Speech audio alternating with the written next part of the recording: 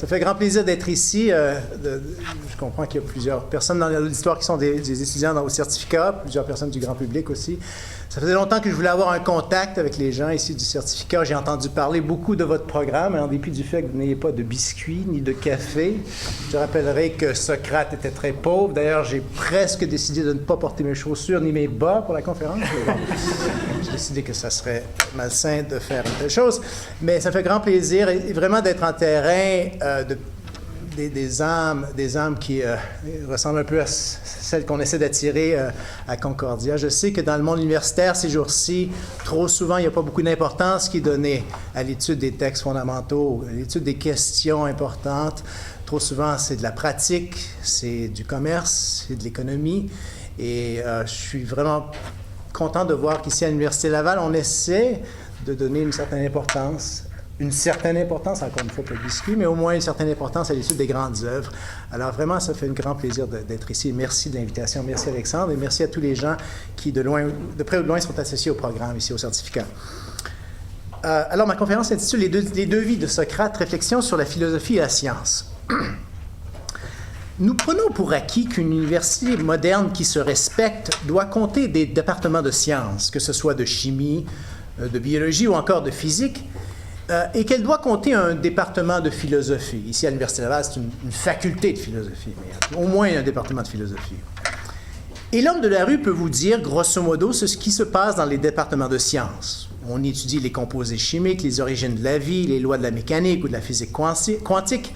Bref, on y étudie la nature. Pour ce qui est du département de philosophie, on est moins sûr de s'y retrouver. La philosophie ne jouit certes pas du prestige public ou du respect qu'on témoigne aujourd'hui à la science naturelle. Mais on croit tout de même savoir au moins ceci. Ce n'est pas dans un département de philosophie qu'on étudie la nature. On y étudie l'être humain, peut-être, les valeurs, la connaissance de soi. Surtout, on y lit les textes des grands philosophes et on se pose la question, qu'est-ce que la philosophie? Cette division stricte entre science et philosophie a des origines plutôt lointaines, bien qu'elle soit également assez récente du point de vue macroscopique de l'histoire de la pensée. Elle remonte, comme vous le savez sans doute, à la fin du 16e et au 17e siècle avec la publication de textes comme les Méditations de Descartes ou le dialogue sur les deux grands systèmes du monde de Galilée. Ces textes allaient mener à l'émergence d'une physique mathématique et expérimentale qui en vint à remplacer la physique dite téléologique d'Aristote. Mais bien avant la révolution scientifique du XVIIe siècle, la question de la relation entre l'étude de la nature et l'étude des valeurs, c'est-à-dire de l'éthique et de la politique, cette question se pose déjà dans la pensée de Socrate.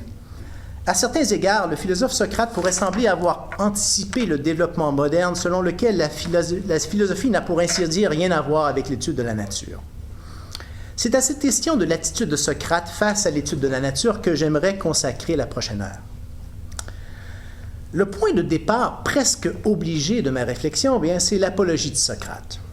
Il est sans doute connu de la plupart d'entre vous, étudiants au certificat sur les œuvres marquantes de la culture occidentale, que dans ce texte de Platon, l'apologie de Socrate, Socrate se défend contre l'accusation qu'il ne croit pas au Dieu de la cité, qu'il y introduit de nouveaux dieux et qu'il corrompt la jeunesse.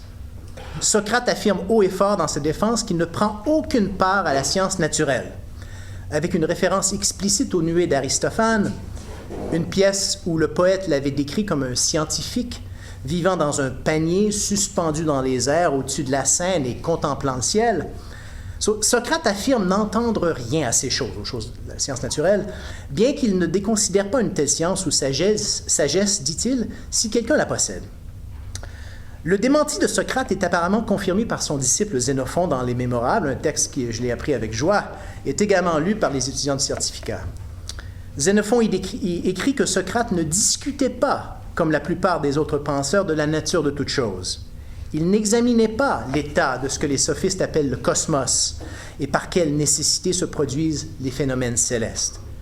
Socrate montrait même, selon Xénophon, qu'il est insensé de s'occuper de telles choses. Plutôt, ajoute Xénophon, Socrate discutait toujours des choses humaines.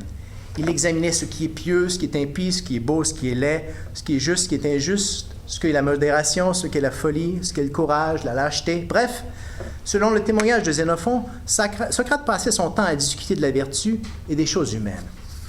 Et pour cette raison, il devint le fondateur de ce qu'on a appelé plus tard la philosophie politique. Car c'est Socrate qui, le premier, selon le témoignage de Cicéron, fit descendre la philosophie du ciel pour l'établir dans les villes et l'introduire dans les familles, et qui força la philosophie à poser des questions sur la vie et les manières des hommes, ainsi que sur les choses bonnes et mauvaises.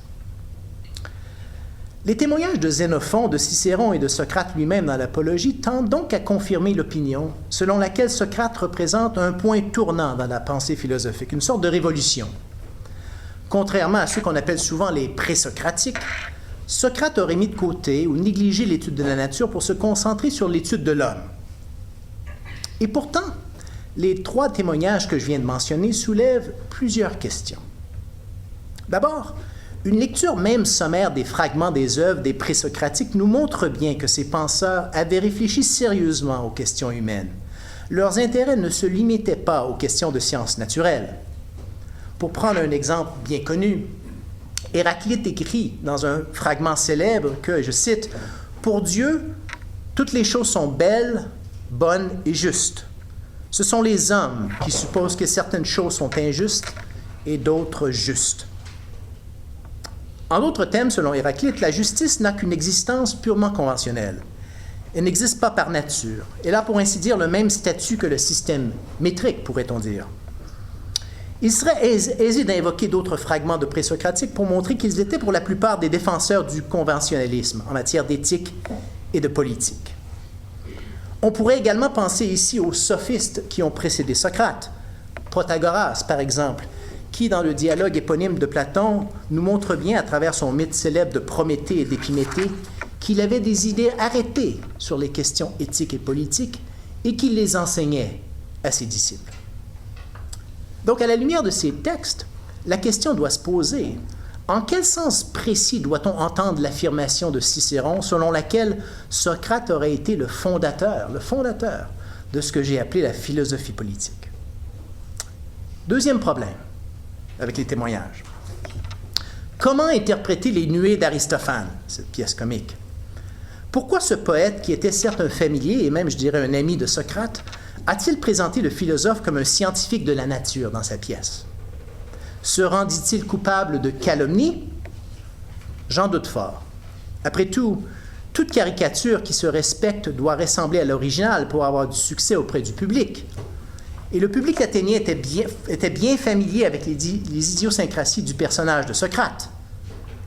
D'ailleurs, même si dans l'apologie de Socrate, si le philosophe se défend de prendre quelque part que ce soit à la science naturelle, il se montre étrangement à jour sur les questions de sciences naturelles. Non seulement nous révèle-t-il qu'il sait où l'on peut acheter les livres du scientifique Anaxagore à Athènes, par exemple, mais il sait également ce que ces livres contiennent. Et il le sait manifestement parce qu'il les a lus. En fait, il est tout à fait clair, je crois, que Socrate fut, au moins à une époque de sa vie, un scientifique de la nature. Pour le prouver, on n'a qu'à lire le Phédon de Platon. Le Phédon, pour ceux qui ne le sauraient pas, c'est le dialogue qui décrit le dernier jour de la vie de Socrate, sa dernière conversation avec ses proches et sa mort par la ciguë. Et dans ce dialogue, Socrate avoue candidement à un cercle restreint de proches qu'il avait eu un désir merveilleux pour l'enquête sur la nature dans sa jeunesse. En un mot, Platon lui-même confirme le témoignage d'Aristophane. Dans un instant, je devrais m'intéresser aux raisons qui auraient pu motiver Socrate à nier son activité scientifique à son procès devant les Athéniens. Mais avant de ce faire, je veux m'attarder aux nuées d'Aristophane. Mon but ici est de prendre la mesure, au moins de façon préliminaire, du caractère et des finalités de cette activité scientifique. Comment le philosophe Socrate est-il présenté dans les nuées? La toute première phrase prononcée par Socrate, alors qu'il se trouve suspendu dans les airs, dans un panier, et qu'il répond à l'appel d'un homme, Strepsiade, qui cherche à devenir son disciple, cette toute première phrase est la suivante. « Pourquoi m'appelles-tu, ô être éphémère ?» Le tout premier mot à sortir de la bouche de Socrate dans cette pièce est le mot « pourquoi », ti en grec. Socrate s'intéresse au pourquoi. Il s'intéresse aux causes des choses. Et il n'a à l'évidence que faire des êtres éphémères. S'il s'intéresse aux causes, c'est d'abord et avant tout aux causes des êtres non éphémères, c'est-à-dire aux êtres éternels, les êtres permanents. Quand Strepsiade demande à Socrate ce qu'il fait, perché ainsi dans les airs, celui-ci invoque sa recherche de la connaissance. Socrate ne serait jamais parvenu à la connaissance exacte des phénomènes célestes, dit-il. Il est suspendu dans les airs, là. Il ne serait jamais parvenu à la connaissance exacte des phénomènes célestes, dit-il, s'il ne suspendait pas son intelligence et ne confondait pas sa pensée subtile avec l'air qui lui est semblable. En d'autres termes, la pensée humaine est, selon cette conception de Socrate, une forme d'air, un mode d'air, pourrait-on dire. En se suspendant dans les airs, Socrate permet à la Terre d'attirer à elle l'humidité de sa pensée, la rendant ainsi plus subtile. En d'autres termes, l'eau, selon Socrate, est un obstacle à la pensée. Que devons-nous penser de cette entrée en comédie du philosophe? Socrate nous est présenté dans les Nuées comme un scientifique matérialiste. Il réduit la pensée ou l'intelligence humaine à une matière subtile, l'air. Et soit dit en passant, l'importance de l'air dans la conception socratique explique, je crois, l'intérêt marqué qu'on note dans les Nuées pour le phénomène aérien bien connu du pet, qu'il s'agisse du pet humain ou du pet du bourdon. Ceux qui connaissent la pièce sont bien conscients de cela. Je note également que le Socrate d'Aristophane n'attribue aucune place au feu dans son explication de l'intelligence ou de la pensée, et par extension dans son explication de l'âme humaine. En fait, comme on le verra, Socrate ne prononce jamais le mot âme, psyché en grec, dans les Nuées. Jamais, pas une seule fois. C'est un fait qui a son importance, je pense. Pour l'instant, je note que dans son explication de l'intelligence ou de la pensée, Socrate mentionne l'air, l'eau et la terre, mais jamais le feu. Pourquoi pas? Le feu ne joue-t-il aucun rôle dans l'intelligence humaine? Il s'agit là d'une affirmation significative, je crois, car le feu, c'est en définitive les passions humaines, et en particulier l'éros. Nous allons découvrir que dans les Nuées, le rôle du feu, ou plutôt le non-rôle du feu, est une clé de lecture essentielle de la pièce. Le Socrate d'Aristophane est un penseur qui fait abstraction du feu, qui ne comprend pas le rôle du feu dans l'économie de la nature, incluant la nature humaine. D'ailleurs, si le Socrate d'Aristophane est un matérialiste, ou est présenté comme un matérialiste, il fait étrangement abstraction du corps, de la matière du corps humain. La toute première fois que Strepsiade aperçoit Socrate dans son panier au-dessus de la pièce, au début de la pièce plutôt, Strepsiade demande aux disciples à ses côtés, « Quel est donc cet homme suspendu dans le panier? » Et le disciple de répondre, « Lui-même. » Une réponse plutôt singulière. « Qui, lui-même? » demande avec raison Strepsiade. « Socrate, » répond le disciple. Socrate nous est présenté comme lui-même. Pourquoi? En grec, le mot lui-même est le mot autos, A-U-T-O-S, autos. On fait ici une allusion comique à la doctrine des idées, socrato-platonicienne. Car les idées, ce sont des êtres immatériels et éternels qui existent, nous assure-t-on, elles-mêmes par elles-mêmes, autos kata auton. Socrate n'est pas un homme. C'est l'idée d'un homme. On nous présente donc Socrate dans les Nuées comme donnant une explication matérialiste de l'intelligence ou de la pensée humaine. La comédie nous montre également que Socrate s'intéresse à ce que j'appelle parfois la cause, ce qu'on appelle parfois la cause efficiente des phénomènes naturels. Il explique ainsi à son aspirant disciple Strepsiade que la pluie et le tonnerre ne sont pas des phénomènes divins causés par Zeus, comme Strepsiade le croit. Ce sont plutôt les nuées, les nuages, qui en sont la cause. Car lorsque les nuées sont remplies d'eau, explique Socrate, elles sont contraintes par la nécessité de se déplacer et flottent nécessairement très bas, gorgées de pluie. Puis, alourdies, les nuées se ruent les unes sur les autres et crèvent avec fracas. Elles causent ainsi le tonnerre. Mais Strepsiade est dubitatif. « Et quelle nécessité force les nuées à se mouvoir ?» demande-t-il. « N'est-ce pas Zeus ?» « Nullement, répond Socrate, c'est le tourbillon aérien. » Strepsiade est étonné. « Je n'avais pas remarqué, dit-il, que Zeus n'existe pas et que c'est plutôt le tourbillon aérien qui règne comme le roi. Évidemment, le pauvre Strepsiade est un peu lent d'esprit. Il ne comprend pas la portée des paroles de Socrate. Ce que veut dire le philosophe, c'est qu'il n'y a pas de roi, pas de providence divine, pas de maître du monde. La pluie et le tonnerre sont régis par des causes nécessaires et éternelles, et non pas par une volonté divine mystérieuse. Socrate cherche la cause efficiente ultime des phénomènes naturels, et il la trouve dans un principe inexorable et nécessaire, un principe qui est également indifférent au bien-être humain. Socrate va même plus loin, car il laisse entendre que le tonnerre et les pètes de Strepsiade sont régis par les mêmes causes, dans la mesure où il s'agit de deux mouvements d'air rapides et apparemment tous deux tonitruants.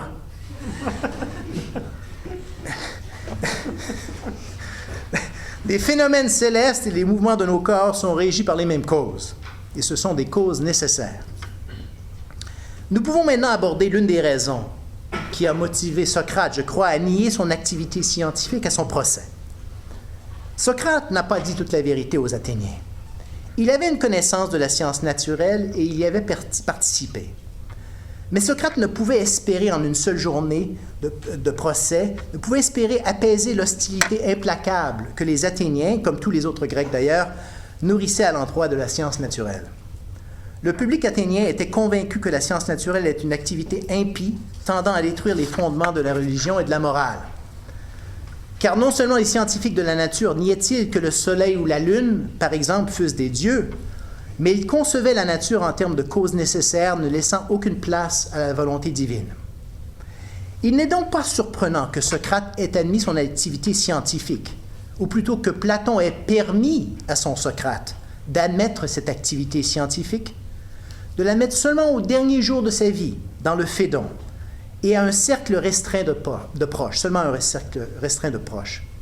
À ce moment, Athènes ne pouvait pour ainsi dire plus rien contre Socrate. Il allait mourir. Le Phédon, c'est l'apologie de Socrate pour le bénéfice de ses proches. C'est aussi le testament philosophique de Socrate. On y voit le philosophe se préoccuper du futur de la philosophie. On y fait référence à Platon qui était malade ce jour-là, dit-on, et d'une maladie qui devait être sérieuse puisqu'elle l'a empêché d'assister au dernier jour de vie de son maître. Le futur de la philosophie était donc en danger, pour cette raison, la maladie de Platon, et pour d'autres encore. Mais Socrate cherche également dans le Phédon à corriger l'impression fausse que son apologie publique avait pu laisser concernant son activité scientifique. La science était au cœur de ses préoccupations. Si Socrate a nié son implication dans la science naturelle, dans l'apologie, c'est qu'il a cherché, sans succès, à échapper à la persécution publique. On m'objectera peut-être ici que la question que je soulève, cette question, c'est la question du rapport entre la science et le pouvoir public, pouvoir politique plutôt, que cette question, quoique peut-être intéressante sur le plan historique, n'est plus d'actualité. Le conflit entre le philosophe Socrate et la ville d'Athènes est né du fait qu'Athènes était une ville empreinte de préjugés religieux. Certes, peu de gens aujourd'hui sont prêts à affirmer que le soleil ou la lune soient des dieux. En fait, la période de la modernité n'a-t-elle pas réussi à éliminer la tension ou le conflit entre science et pouvoir politique, entre science et cité? L'existence même de l'université moderne, où des scientifiques sont payés directement par l'État et reçoivent des subventions publiques souvent généreuses pour faire avancer leurs recherches, l'université moderne ne prouve-t-elle pas que le conflit entre science et cité n'est pas une condition permanente de la politique humaine, mais plutôt la conséquence d'une condition historique particulière, la condition des Grecs? La révolution scientifique, jointe aux acquis du siècle des Lumières, ne nous a-t-elle pas enseigné que science et cité peuvent non seulement cohabiter, mais que la science est en fait le pilier de la cité? Pour aborder cette question importante, je dois retourner à l'apologie de Socrate. Dans ma hâte d'établir que Socrate fut un scientifique, au moins à une époque de sa vie, j'ai passé un peu vite sur son témoignage dans l'apologie. Comme je l'ai dit, je crois que le préjugé populaire contre la science de la nature était trop puissant pour que Socrate ait pu l'aborder de front à son procès. Mais ce préjugé populaire n'était pas le seul, ni en dernière analyse le principal motif qui lui ont fait affirmer qu'il n'était pas un scientifique de la nature. Car en un certain sens, cette affirmation, qui n'était pas un scientifique de la nature, cette affirmation était tout à fait vraie. Comme le dit Xénophon dans les Mémorables, Socrate ne discutait pas, comme la plupart des autres penseurs, de la nature de toute chose. Socrate fut un scientifique de la nature dans sa jeunesse, certes, mais il abandonna la science de la nature, ou plutôt une certaine forme de science de la nature dans sa maturité. Le titre de ma conférence, Les deux vies de Socrate, vise à suggérer qu'il y a eu non pas un, mais pour ainsi dire, deux Socrates. Il y a eu le Socrate de la jeunesse, relative, celui qui se préoccupait de sciences naturelles à la manière d'un matérialiste et qui nous est présenté dans les Nuées et aussi dans le Phédon. Puis il y a eu le Socrate de la maturité, celui qui conversait constamment avec ses concitoyens sur la justice et la vertu et qui nous est présenté, entre autres, dans l'Apologie de Socrate. Et on ne peut qu'être frappé de la différence profonde entre ces deux hommes. Le premier Socrate, le Socrate de la jeunesse, fait preuve d'une indifférence quasi totale envers les êtres éphémères. Juché dans son panier, il vit littéralement au-dessus d'Athènes et de Sparte, et donc au-dessus de la guerre du Péloponnèse, qui fait rage à ce moment-là et qui menace la survie même de sa patrie. Il fixe son attention exclusivement sur les êtres éternels. Le second Socrate passe son temps sur la place publique, à réfuter ou à exhorter ses concitoyens concernant la vertu. C'est le ton public qui réveille le cheval engourdi. C'est l'Achille qui reste à son poste malgré le danger. C'est l'homme qui fixe son attention exclusivement sur l'humain, être éphémère par excellence, s'il en est un. D'ailleurs, Platon nous invite à comparer ces deux vies apparemment si différentes. L'Apologie de Socrate et le Phédon sont des textes qui doivent être lus ensemble. Non seulement ces textes contiennent-ils les deux seules biographies de Socrate par lui-même, mais ce sont également les deux seuls dialogues du corpus platonicien où le nom de Platon lui-même est mentionné. Platon, nous dit-on dans l'Apologie, est présent. Il était présent au procès de Socrate et il se porte au procès de Socrate garant de Socrate. Et Platon est absent, nous dit-on, pour cause de maladie, à l'exécution de Socrate. On lui dit cela dans le Phédon. Pour le dire autrement, il n'y a pas que l'histoire de la philosophie grecque qui se divise entre les présocratiques et les socratiques. Socrate lui-même fut, à une certaine époque, à l'époque des Nuées, un présocratique, avant de devenir le fondateur de la philosophie politique. Mais quelles considérations l'ont amené à prendre ce tournant, ce qu'on a parfois appelé le tournant socratique? La réponse à cette question est complexe, je crois, et je ne peux qu'en esquisser les contours ce soir. Mais cette réponse a quelque chose de surprenant, voire de choquant. Socrate a abandonné la science naturelle telle qu'il l'a pratiquée dans sa jeunesse parce qu'il en est venu à la conclusion qu'une telle science est non seulement difficile à atteindre, mais impossible. La science naturelle matérialiste, telle qu'il la pratiquait, ne peut atteindre son but, qui est la connaissance de la cause ultime de toute chose.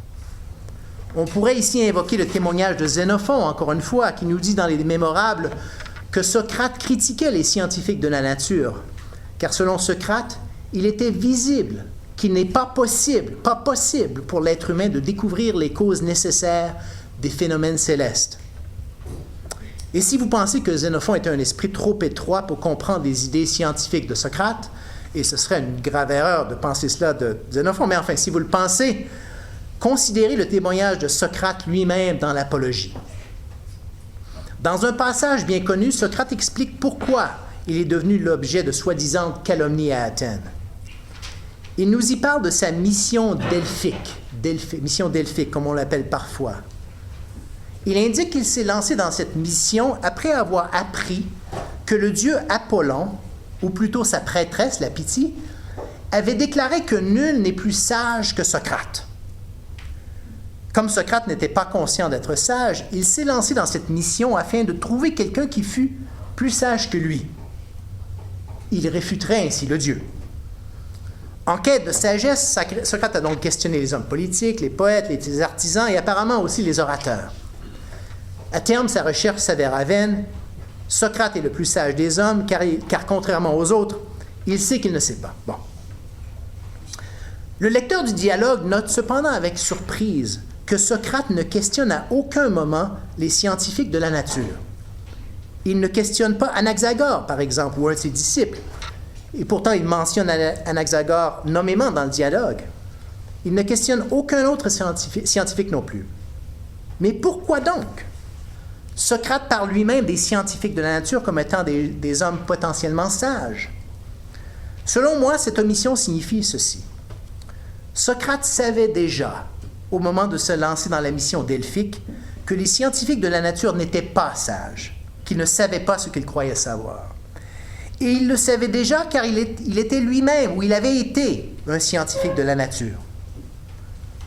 L'apologie de Socrate nous donne au moins une preuve pour appuyer ce que j'avance. L'homme qui questionne le dieu Apollon dans l'apologie et qui cherche à savoir si Socrate est le plus sage des hommes, cet homme s'appelle Chaérephon. C'est le même Chaérephon qui nous est présenté dans les nuées comme le bras droit de Socrate dans toutes ses activités scientifiques. En d'autres mots, le bras droit de Socrate croyait que Socrate était peut-être le plus sage des hommes. Et il le croyait car il était très grandement impressionné par les connaissances scientifiques de Socrate. D'ailleurs, les nuées montrent bien que les disciples de Socrate le considéraient, pour ainsi dire, comme un dieu. Mais Socrate, lui, en était venu à douter de cette même connaissance, de sa propre sagesse. D'où la mission delphique. Et la signification réelle du doute de Socrate, c'est qu'il en est venu à penser que la science qu'il croyait posséder à l'époque des nuées, la science matérialiste, n'était pas une science. Mais quelle est donc la cause ou l'explication plus précise de ce doute? Pourquoi Socrate en serait-il venu à la conclusion que la science naturelle matérialiste, telle qu'il la pratiquait, est impossible, c'est-à-dire qu'elle n'est pas une science? Et sa conclusion s'appliquerait-elle même à la science moderne? Après tout, Socrate abandonne la science naturelle matérialiste sous toutes ses formes. Sous toutes ses formes. Ici, la tentation de rejeter du revers de la main une telle éventualité est, pour ainsi dire, irrésistible. On nous dira, et avec raison, que Socrate, évidemment, ne connaissait pas la science moderne. Il ne connaissait pas l'atome, au moins au sens moderne du terme atome. Il ne connaissait pas les particules fondamentales, la relativité restreinte ou générale, la physique quantique, la biologie moderne, l'évolution des espèces, les composés chimiques, et j'en passe, et j'en passe, et j'en passe.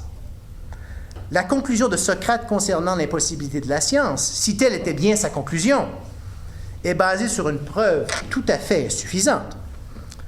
D'ailleurs, la science moderne ne nous a-t-elle pas prouvé hors de tout doute, non seulement que la connaissance de la cause est possible, même si la connaissance parfaite de la cause nous échappe peut-être encore, mais que cette connaissance permet le contrôle de la cause au service de la technologie et donc, en principe, au service du bien-être humain. Si la science matérialiste est impossible, comment expliquer les succès technologiques extraordinaires que la science a engendrés et qui ont transformé la vie humaine? Bref, l'idée que la science naturelle matérialiste serait impossible est une idée soit ridicule, soit dépassée. Pour vous suggérer qu'il y a bien ici une question réelle, et qu'il n'est pas suffisant d'invoquer les succès indéniables de la science moderne pour écarter sommairement cette question, portons notre attention à l'autobiographie de Socrate dans le Phédon. Il s'agit d'un texte à la fois riche et complexe, malgré des dehors assez simples. Et c'est un texte où Socrate n'est pas toujours explicite. Il esquisse des raisonnements, suggère des exemples, parfois étranges, mais il laisse le soin au lecteur de compléter ses raisonnements et de découvrir par lui-même les conclusions auxquelles ces raisonnements pourraient mener.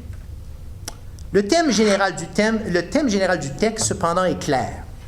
Socrate, dans ce texte, confie à ses proches son expérience de jeunesse dans la recherche de la cause.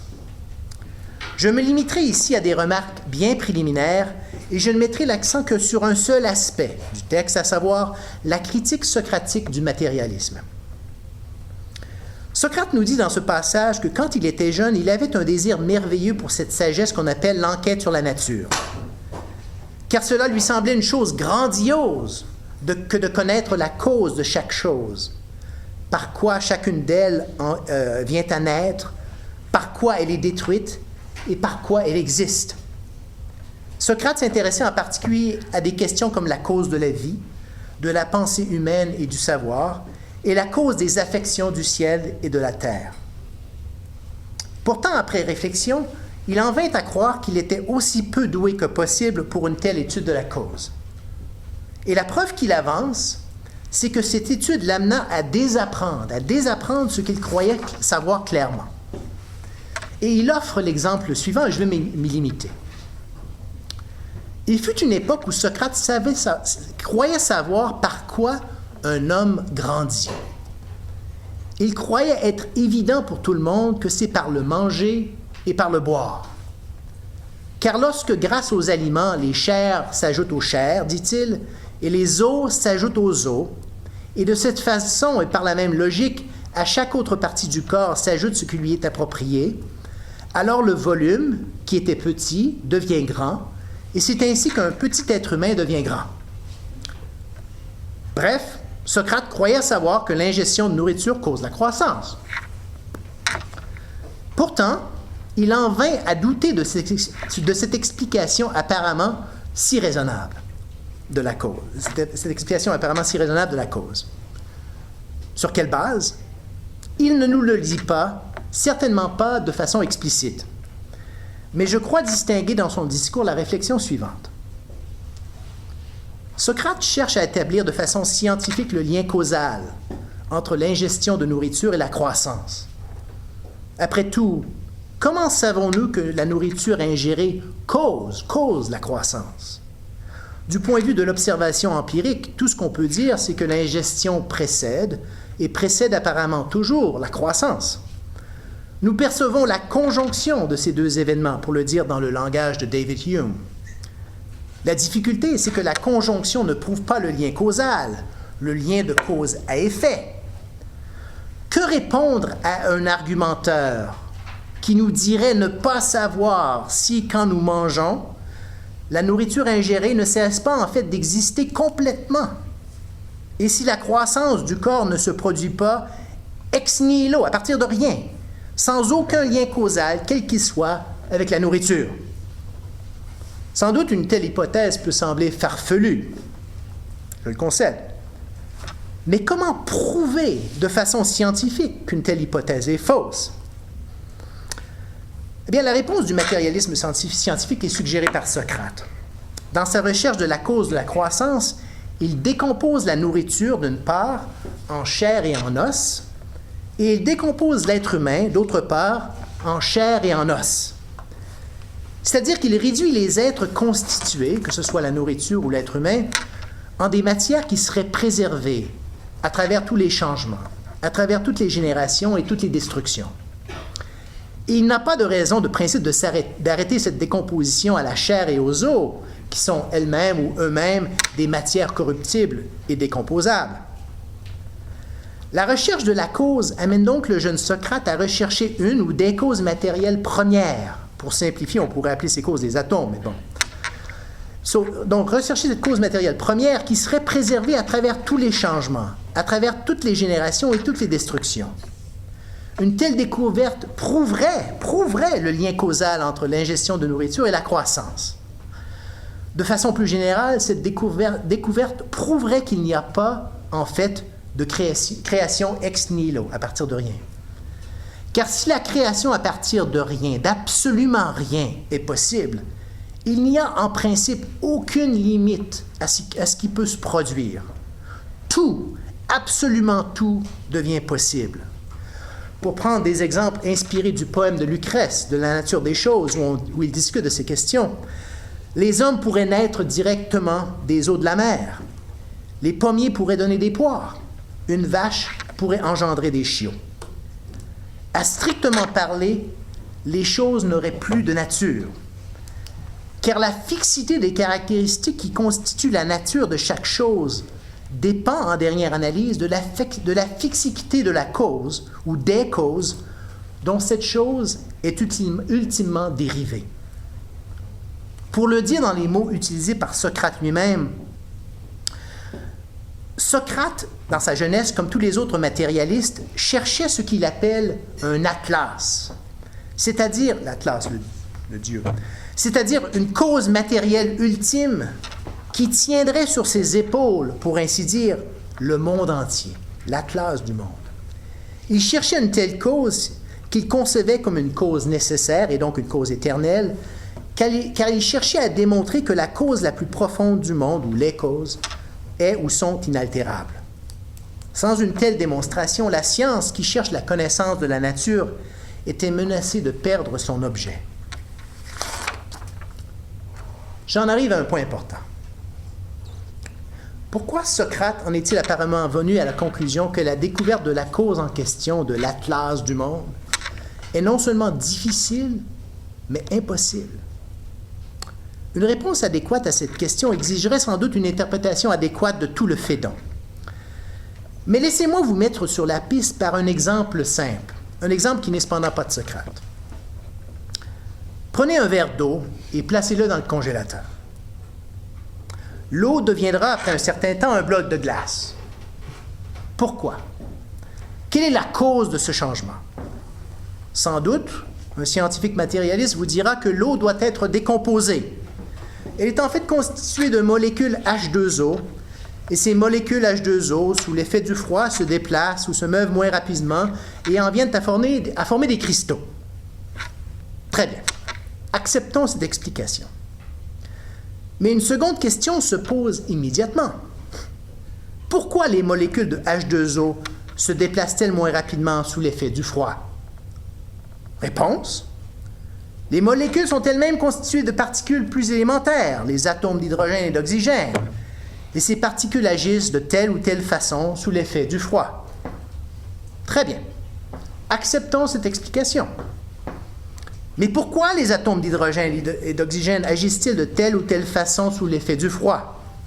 Réponse: parce que ces atomes sont eux-mêmes constitués de particules encore plus élémentaires, les protons, les électrons, les neutrons et quoi encore. Et ces particules encore plus élémentaires agissent de telle ou telle façon sous l'effet de telle ou telle condition. Mais pourquoi ces particules encore plus élémentaires se comportent-elles de telle façon sous telle ou telle condition? On devine la réponse. Il doit y avoir une particule quelconque encore plus fondamentale. Et ainsi de suite. Pourquoi? Quelle est la cause de la cause de la cause de la cause de la cause du mouvement ou du changement observé dans l'eau, dans mon verre d'eau? Quel que soit le nombre d'étapes dans cette analyse, quel que soit le degré qu'on puisse atteindre dans cette régression, la réponse finale sera toujours la même. Et cette réponse, c'est celle que tous les parents du monde ont donnée un jour ou un autre à leur enfant, quand cet enfant voulait savoir, vraiment savoir, pourquoi le ciel est bleu ou la neige est froide. Parce que c'est comme ça. Le point ultime de la régression dans l'analyse scientifique matérialiste, la régression que je viens de décrire, est ce que je suis tenté d'appeler une factualité brute. C'est comme ça. La particule ou le principe ultime agit comme il agit. Point à la ligne. La cause ultime du mouvement de la matière est mystérieuse. Et cette cause nous est non seulement inconnue, elle nous est nécessairement inconnue. Et voilà le point essentiel. Car il n'est pas si simple que de dire « la science n'a pas encore progressé suffisamment pour répondre à la question », comme on serait tenté de le dire ou de le faire. Par définition, il ne peut pas y avoir de réponse finale. Tout ce que le matérialisme peut espérer faire, c'est d'avancer d'un pas de plus dans la régression que j'ai esquissée. Évidemment, sur le plan pratique, cette régression à l'infini peut être très utile. Elle peut permettre des avancées technologiques extraordinaires. Elle l'a fait. Mais du point de vue de la question fondamentale, la question de la connaissance de la cause ultime, cette nouvelle avancée n'avance en fait à rien. Parce que la nouvelle réponse, la découverte de la nouvelle particule, quelle qu'elle soit, elle s'expose immédiatement à un nouveau pourquoi. Pour en revenir à Socrate, il me semble qu'il nous enseigne quelque chose d'important concernant la cause matérielle ultime. Cette cause matérielle ultime est peut-être la cause de tout le reste, mais elle n'est pas et ne peut pas être elle-même la cause de son propre mouvement. Cette cause doit être cherchée au-delà de la cause soi-disant ultime, au-delà du soi-disant d'Atlas. Il existe, pour ainsi dire, de l'être au-delà de l'être. Socrate a abandonné le matérialisme, je crois, car il a conclu que le matérialisme scientifique n'est pas en mesure d'offrir une explication ultimement intelligible de la cause. Le matérialisme se heurte au mystère de la matière. Dans son malade imaginaire, Molière prend plaisir, on le sait, à ridiculiser les faux savants, et les médecins en particulier. Il y pose la question suivante. Quelle est la cause et la raison que l'opium fait dormir? Et le bachelier en médecine de répondre, en latin, c'est parce qu'il est dans l'opium une vertu dormitive. Virtus dormitiva. Évidemment, le public rit. La réponse semble tout à fait ridicule et prétentieuse. Pourtant, Socrate en est venu à la conclusion que dans la recherche de la cause, l'esprit humain ne peut, en dernière analyse, aller au-delà d'une telle réponse. Pourquoi l'opium fait-il dormir? Parce que c'est comme ça. Virtus dormitiva. Point à la ligne.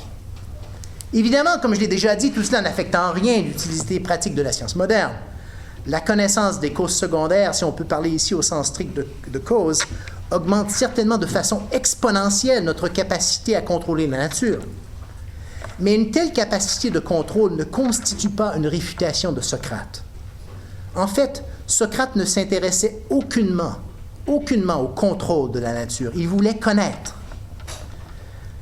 La conclusion de Socrate quant à l'impossibilité de la connaissance de la cause ultime ne vient pas du caractère primitif de ses réflexions sur la nature, mais au contraire d'un état d'esprit très exigeant, d'une rigueur intellectuelle incomparable. Socrate distinguait avec une clarté inégalée ce qu'il connaissait et ce qu'il voulait connaître.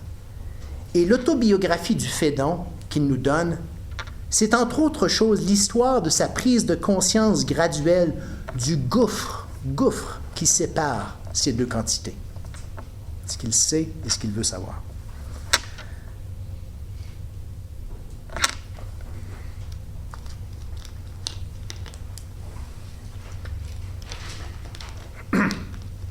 Qu'a donc fait Socrate quand il en est venu à cette impasse scientifique? Comment expliquer que cette impasse, que je n'ai certainement pas décrite dans toute sa complexité, comment expliquer qu'elle ait apparemment mené Socrate à s'occuper des choses humaines et à devenir le fondateur de la philosophie politique? A-t-il simplement abandonné la science? La conclusion de Socrate concernant la science est certes décevante pour ceux, comme moi, qui sont les amis de la science. Mais à certains égards, cette conclusion peut être attirante. Car si la cause ultime des choses est mystérieuse, elle a peut-être un caractère divin. On ne peut certainement pas exclure cette possibilité d'office. Le monde est peut-être, en dernière analyse, mené par une providence divine mystérieuse. L'être au-delà de l'être, comme je l'ai décrit. Le fait même que Socrate parle de la cause ultime, ou soi-disant ultime, comme d'un Atlas. Atlas, comme on le sait, était le fils d'Ouranos, et donc un être divin, un être de volonté. Le fait même qu'il parle de cette cause ultime comme d'un Atlas nous indique bien que cette conclusion est possible et que Socrate était conscient de cette possibilité. D'ailleurs, quand Aristophane critique le Socrate présocratique des nuées, il a cette difficulté bien en tête. Comme on l'a vu, Socrate affirme dans les nuées que Zeus n'existe pas et que ce qui force les nuées à se mouvoir et à produire la pluie et le tonnerre, c'est en fait le tourbillon aérien, une cause qu'il croit ou affirme être une cause nécessaire. Et Strepsiade de répondre, ici je me répète, je n'avais pas remarqué que Zeus n'existe pas et que c'est plutôt le tourbillon aérien qui règne en roi.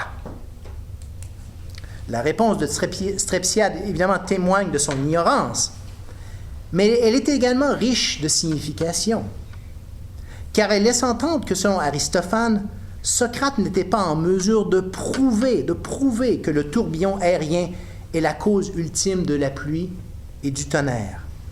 Il n'était pas en mesure de prouver que la cause ultime n'est pas en fait un être de volonté, un roi à la manière de Zeus. Bref, le Socrate des nuées est un athée dogmatique. Il ne fait que remplacer Zeus par le tourbillon aérien. Un simple changement de nom, pourrait-on presque dire. Je répète donc ma question. Qu'a fait Socrate face à l'impasse scientifique dans laquelle il se trouvait? Pour vous suggérer un début de réponse, laissez-moi vous raconter une anecdote. Je me permets de laisser de côté un instant le texte du Phédon. À mon premier cours de physique au Cégep Sainte-Foy, il y a de ça trop longtemps, c'était le cours de mécanique, nous étudions le mouvement des projectiles. Nous étudions le mouvement des projectiles. Tu veux tirer la crème? Juste une crème. Non, je ne veux pas la tirer. L'utiliser. Et je me rappelle que mon professeur nous expliquait que le mouvement d'un projectile, comme une balle de tennis, par exemple, qu'on lance d'une certaine hauteur, à une certaine vitesse et avec un certain angle, va décrire une trajectoire de forme parabolique avant d'atteindre le sol. Et il nous disait que si on connaît tous les paramètres de départ, la hauteur, la vitesse de la balle, etc., on peut découvrir facilement, par le biais d'une équation mathématique simple, dans combien de temps la balle va toucher au sol. Toucher à terre, oui. Mais l'équation en question, nous expliquait-il, nous donne en fait pas une, mais deux réponses. Deux solutions possibles. À quoi correspondent ces deux solutions? Ben, elles nous donnent le moment où la balle... Je vais le faire. Cool. Je vais le faire. Là, c'est tout ce que je vais faire. OK. La balle... 5 secondes. Elle nous donne, je retourne à mon texte, elle nous donne le moment où la balle atteindra le sol dans le futur, certes, mais aussi le moment où la balle se trouvait au sol, pour ainsi dire, dans le passé. La parabole est ici, donc mettons 3 secondes. Ou plutôt, la deuxième solution nous permet d'extrapoler vers le passé, car la balle qui est en mouvement suit une trajectoire parabolique nécessaire. Si une balle de tennis se trouve à la position X au temps 0, et si au temps 0, elle a une vitesse et tel angle, elle sera au sol dans 5 secondes, mais elle devait aussi être au sol dans le passé, disons, il y a 3 secondes.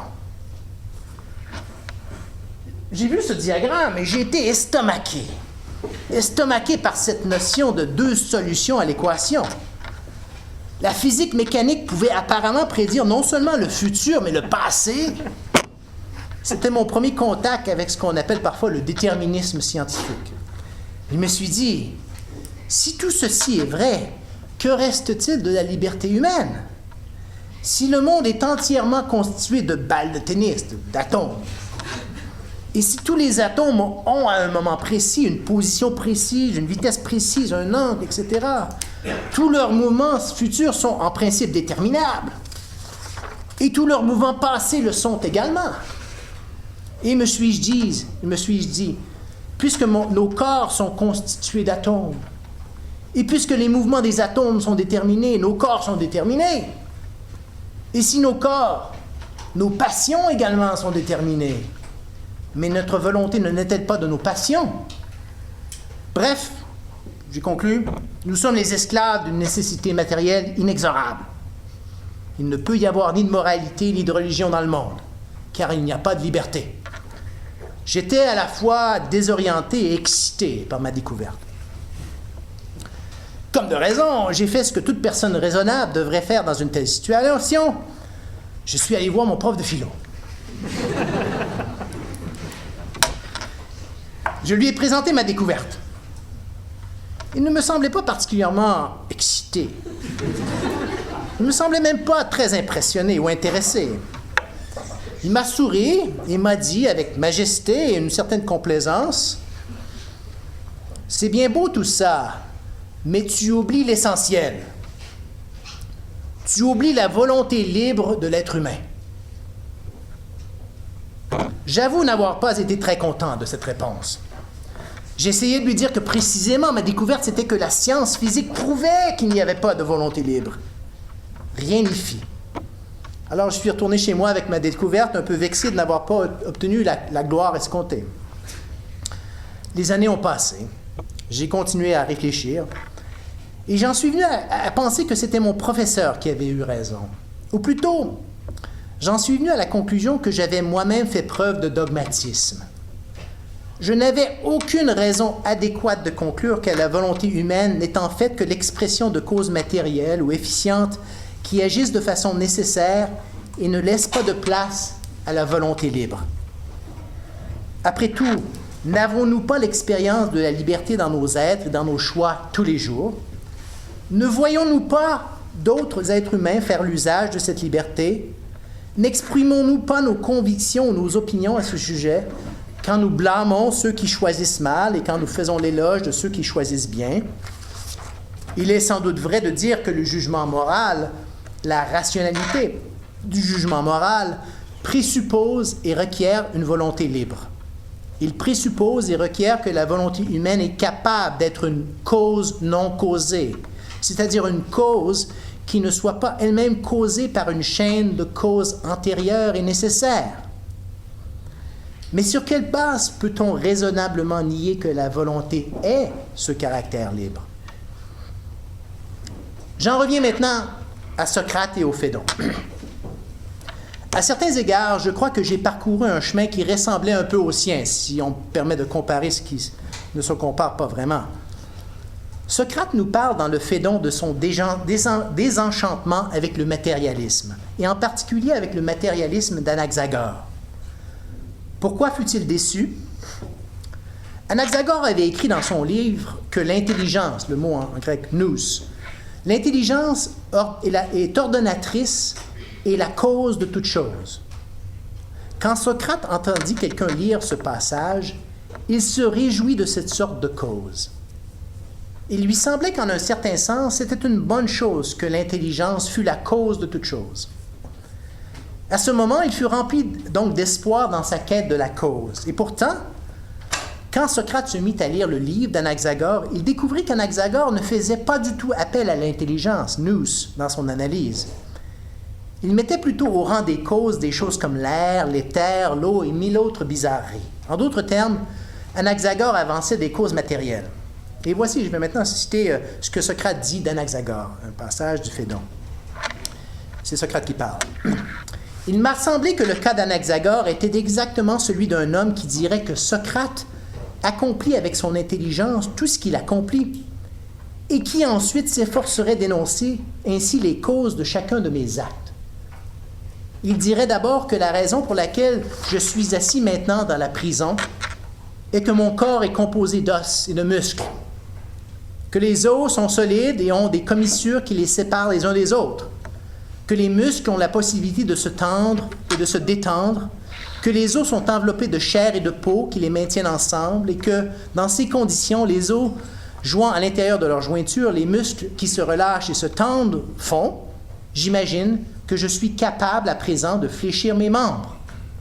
Et voilà la cause pour laquelle je suis assis là, en posture repliée en prison.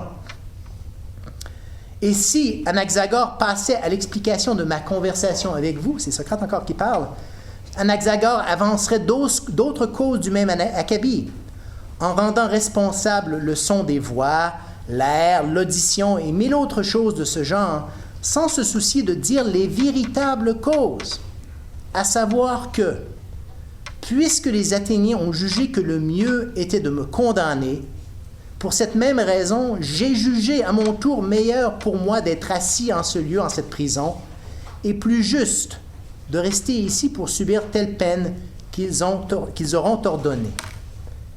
Car par le chien, dit Socrate, il y a longtemps que ses os et ses muscles se seraient enfuis du côté de Mégare ou de la Boétie, portés par une certaine opinion du meilleur, si je n'avais pas cru plus juste et plus beau, au lieu de fuir et de déserter, de subir telle peine que la cité m'imposerait. En d'autres termes, la fin de la citation. En d'autres termes, le choix de Socrate de demeurer en prison, selon ce passage, ne fut pas causé par sa chair et ses os. Ces matières étaient sans doute des conditions de la possibilité de son choix. Un être sans corps n'aurait pas pu choisir de rester assis en prison. Mais ces matières n'étaient pas la cause du choix. La cause véritable, selon ce que Socrate semble dire, c'était son intelligence, sa volonté qui préféra et choisit le meilleur, le juste et le beau.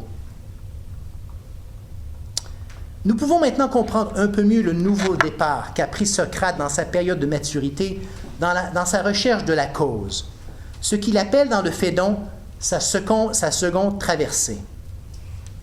Car sa première traversée, sa traversée matérialiste, pour ainsi dire, avait été un échec. Dans sa deuxième tentative, Socrate a tenté d'aborder la question de la cause par la fin, pour ainsi dire, du point de vue de la perspective humaine. Il a tenté d'aborder ce problème sous l'angle de la question du choix, de la responsabilité morale. Il a pris au sérieux pour la première fois ce qu'il n'avait pas vraiment pris au sérieux dans ces périodes présocratiques ou matérialistes, à savoir la réalité de la liberté humaine. Il faut dire qu'en grec, le mot « cause » et le mot « responsabilité » ou « blâme » sont rendus par le même mot, le mot « aitia ».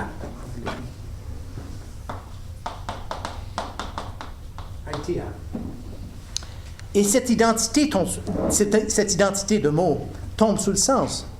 Car comme je l'ai indiqué, être responsable de quelque chose, c'est d'être la cause de cette chose, au sens fort.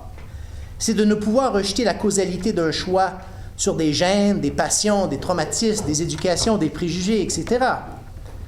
Si Socrate fut le fondateur de la philosophie politique, ce n'est pas parce qu'il fut le premier à réfléchir aux questions politiques et morales. Les penseurs présocratiques, entre autres, l'avaient précédé sur ce terrain, comme je l'ai déjà dit. Socrate fut le fondateur de la philosophie politique parce qu'il fut le premier à s'intéresser à l'âme humaine comme étant quelque chose qui ne peut être réduit à un épiphénomène de cause matérielle et nécessaire. Il s'intéressa à l'âme comme quelque chose qui semble prouver, a priori, la réalité de la liberté. De façon plus générale, Socrate fut le premier à s'intéresser à l'âme humaine comme étant l'accès privilégié que nous ayons à la connaissance de toute chose, y compris la connaissance de la cause. J'ai déjà mentionné que le Socrate dénué ne prononce jamais le mot « âme ». Le Socrate de la maturité, au contraire, se livre à ce qu'on pourrait appeler une étude phénoménologique de l'âme humaine. Et cette étude phénoménologique, elle prend la forme, entre autres, de ce que j'ai appelé la mission delphique. Cette mission, cette activité quasi publique dont nous parle le Socrate de l'apologie, à laquelle il s'est livré après avoir pris conscience de son ignorance, cette mission qui lui coûta finalement la vie. Je ne suis pas en mesure de discuter ce soir du caractère précis de la mission delphique de Socrate, c'est-à-dire des conversations qu'il avait avec ses concitoyens. Je dois me limiter à quelques remarques, certainement trop brèves, pour tenter de cerner, au moins de façon préliminaire, ce que j'ai en tête quand je dis que Socrate fut d'une certaine façon le premier à s'intéresser à l'âme humaine.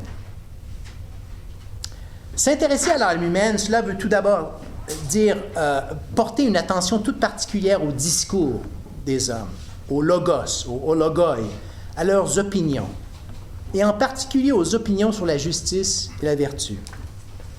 L'articulation de la réalité par l'âme humaine se fait par le biais du langage, et le Socrate de la maturité porte une attention toute particulière au langage. C'est ce qu'il nous dit explicitement dans le Phédon. Car c'est entre autres à travers nos opinions sur la justice et la vertu que nous exprimons ce que nous pensons de la responsabilité morale. C'est à travers nos opinions sur la justice et la vertu que nous exprimons nos convictions ou nos espoirs que l'être humain est capable de servir des buts transcendants. Qu'on pense ici au discours passionné de Glaucon au début du 2e livre de la République, Glaucon qui cherche un défenseur adéquat de la justice. Montre-moi, Socrate, qu'il vaut la peine de mourir pour la justice. C'est ce qu'il veut que Socrate lui montre. Montre-moi qu'il vaut la peine de mourir pour la justice. Et le service humain de but transcendant requiert évidemment la liberté. S'intéresser à l'âme humaine, cela veut dire également s'intéresser à l'éros, à l'amour. Car l'âme humaine, dans la compréhension socratique et platonicienne, est érotique. On se rappellera ici que le Socrate dénué n'a rien à dire sur l'éros. Il ignore le feu. Il fait abstraction du feu. Il ne peut expliquer le feu. Quand Strepsia lui demande d'expliquer ce qu'est la foudre, par exemple, Socrate répond qu'il s'agit d'un vent sec qui se déplace rapidement. Vraiment? Un vent sec, de l'air sans eau? Mais où est donc le feu? Le Socrate dénué ne comprend pas le feu, il ne comprend pas l'âme humaine érotique. Et son châtiment à la fin de la pièce prend une forme tout à fait appropriée. Le pensoir est incendié. C'est la revanche du feu sur le philosophe qui ignore le feu. Les derniers mots de Socrate dans la pièce, d'ailleurs, alors qu'il se trouve au milieu de l'incendie, nous le rappellent. « Je vais suffoquer !» gémit Socrate. Le philosophe de l'air manque d'air. Le feu a le dernier mot. Comprendre le Socrate de la maturité, c'est donc comprendre non seulement la République, mais aussi le banquet. On pourrait dire que le mystère de l'éros, dans la conception de Socrate, tient au fait que l'éros est à la fois la source de l'égoïsme et de l'altruisme. L'éros est à la fois amour du bon, agathos, et amour du beau, kalos. L'éros est la source de l'égoïsme dans la mesure où l'éros émerge du corps, de la matière. Car le corps est nécessairement individuel, privé, le corps humain est nécessairement individuel, privé. Il ne peut jamais devenir commun. Toutes les conceptions communistes du monde se sont toujours heurtées et se heurteront toujours au fait que le corps ne peut être mis en commun. Voilà d'ailleurs pourquoi dans la République, qui enseigne une forme de communisme, comme vous le savez, on fait abstraction du corps. Au début du livre, on promet aux participants à la discussion un repas, un souper. Pourtant, il n'est jamais servi et la conversation dure toute la nuit. Vous devez avoir faim. Le corps et ses besoins sont ignorés. Mais l'éros, c'est également l'amour du beau. L'éros, c'est également la source de l'altruisme, du don de soi, du sacrifice librement consenti. C'est l'amour du chrétien qui se sacrifie librement pour son prochain ou pour Dieu. On pourrait ici également penser à la mort de Socrate lui-même. Socrate ne s'est-il pas sacrifié pour la philosophie? À la toute fin du Phédon, les derniers mots de Socrate pour son compagnon juste avant sa mort sont les suivants. Criton, nous devons un coq à Asclépios, le dieu de la médecine. Payez cette dette, ne la négligez pas. Les derniers mots de Socrate font référence à un sacrifice. Et Socrate lui-même est comparé dans le même contexte à un taureau, une bête de sacrifice. Faut-il en conclure que Socrate se fit offrande sacrificielle pour la philosophie? Il est sans doute sage de nous montrer modestes dans nos conclusions. Nous ne savons pas ce que Socrate a conclu de son étude, ce que j'ai appelé son étude phénoménologique de l'âme humaine. Il fut accusé, après tout, de corrompre la jeunesse. Mais j'espère au moins avoir pu éclairer un tant soit peu les raisons qui font que Platon voyait une tension permanente entre la science et la philosophie. Il ne faisait pas de distinction entre les deux, entre la science et la philosophie d'une part et la cité. En dernière analyse, cette tension traduit une incompatibilité entre la science, qui repose sur la nécessité, et la cité, qui repose sur la liberté. Merci.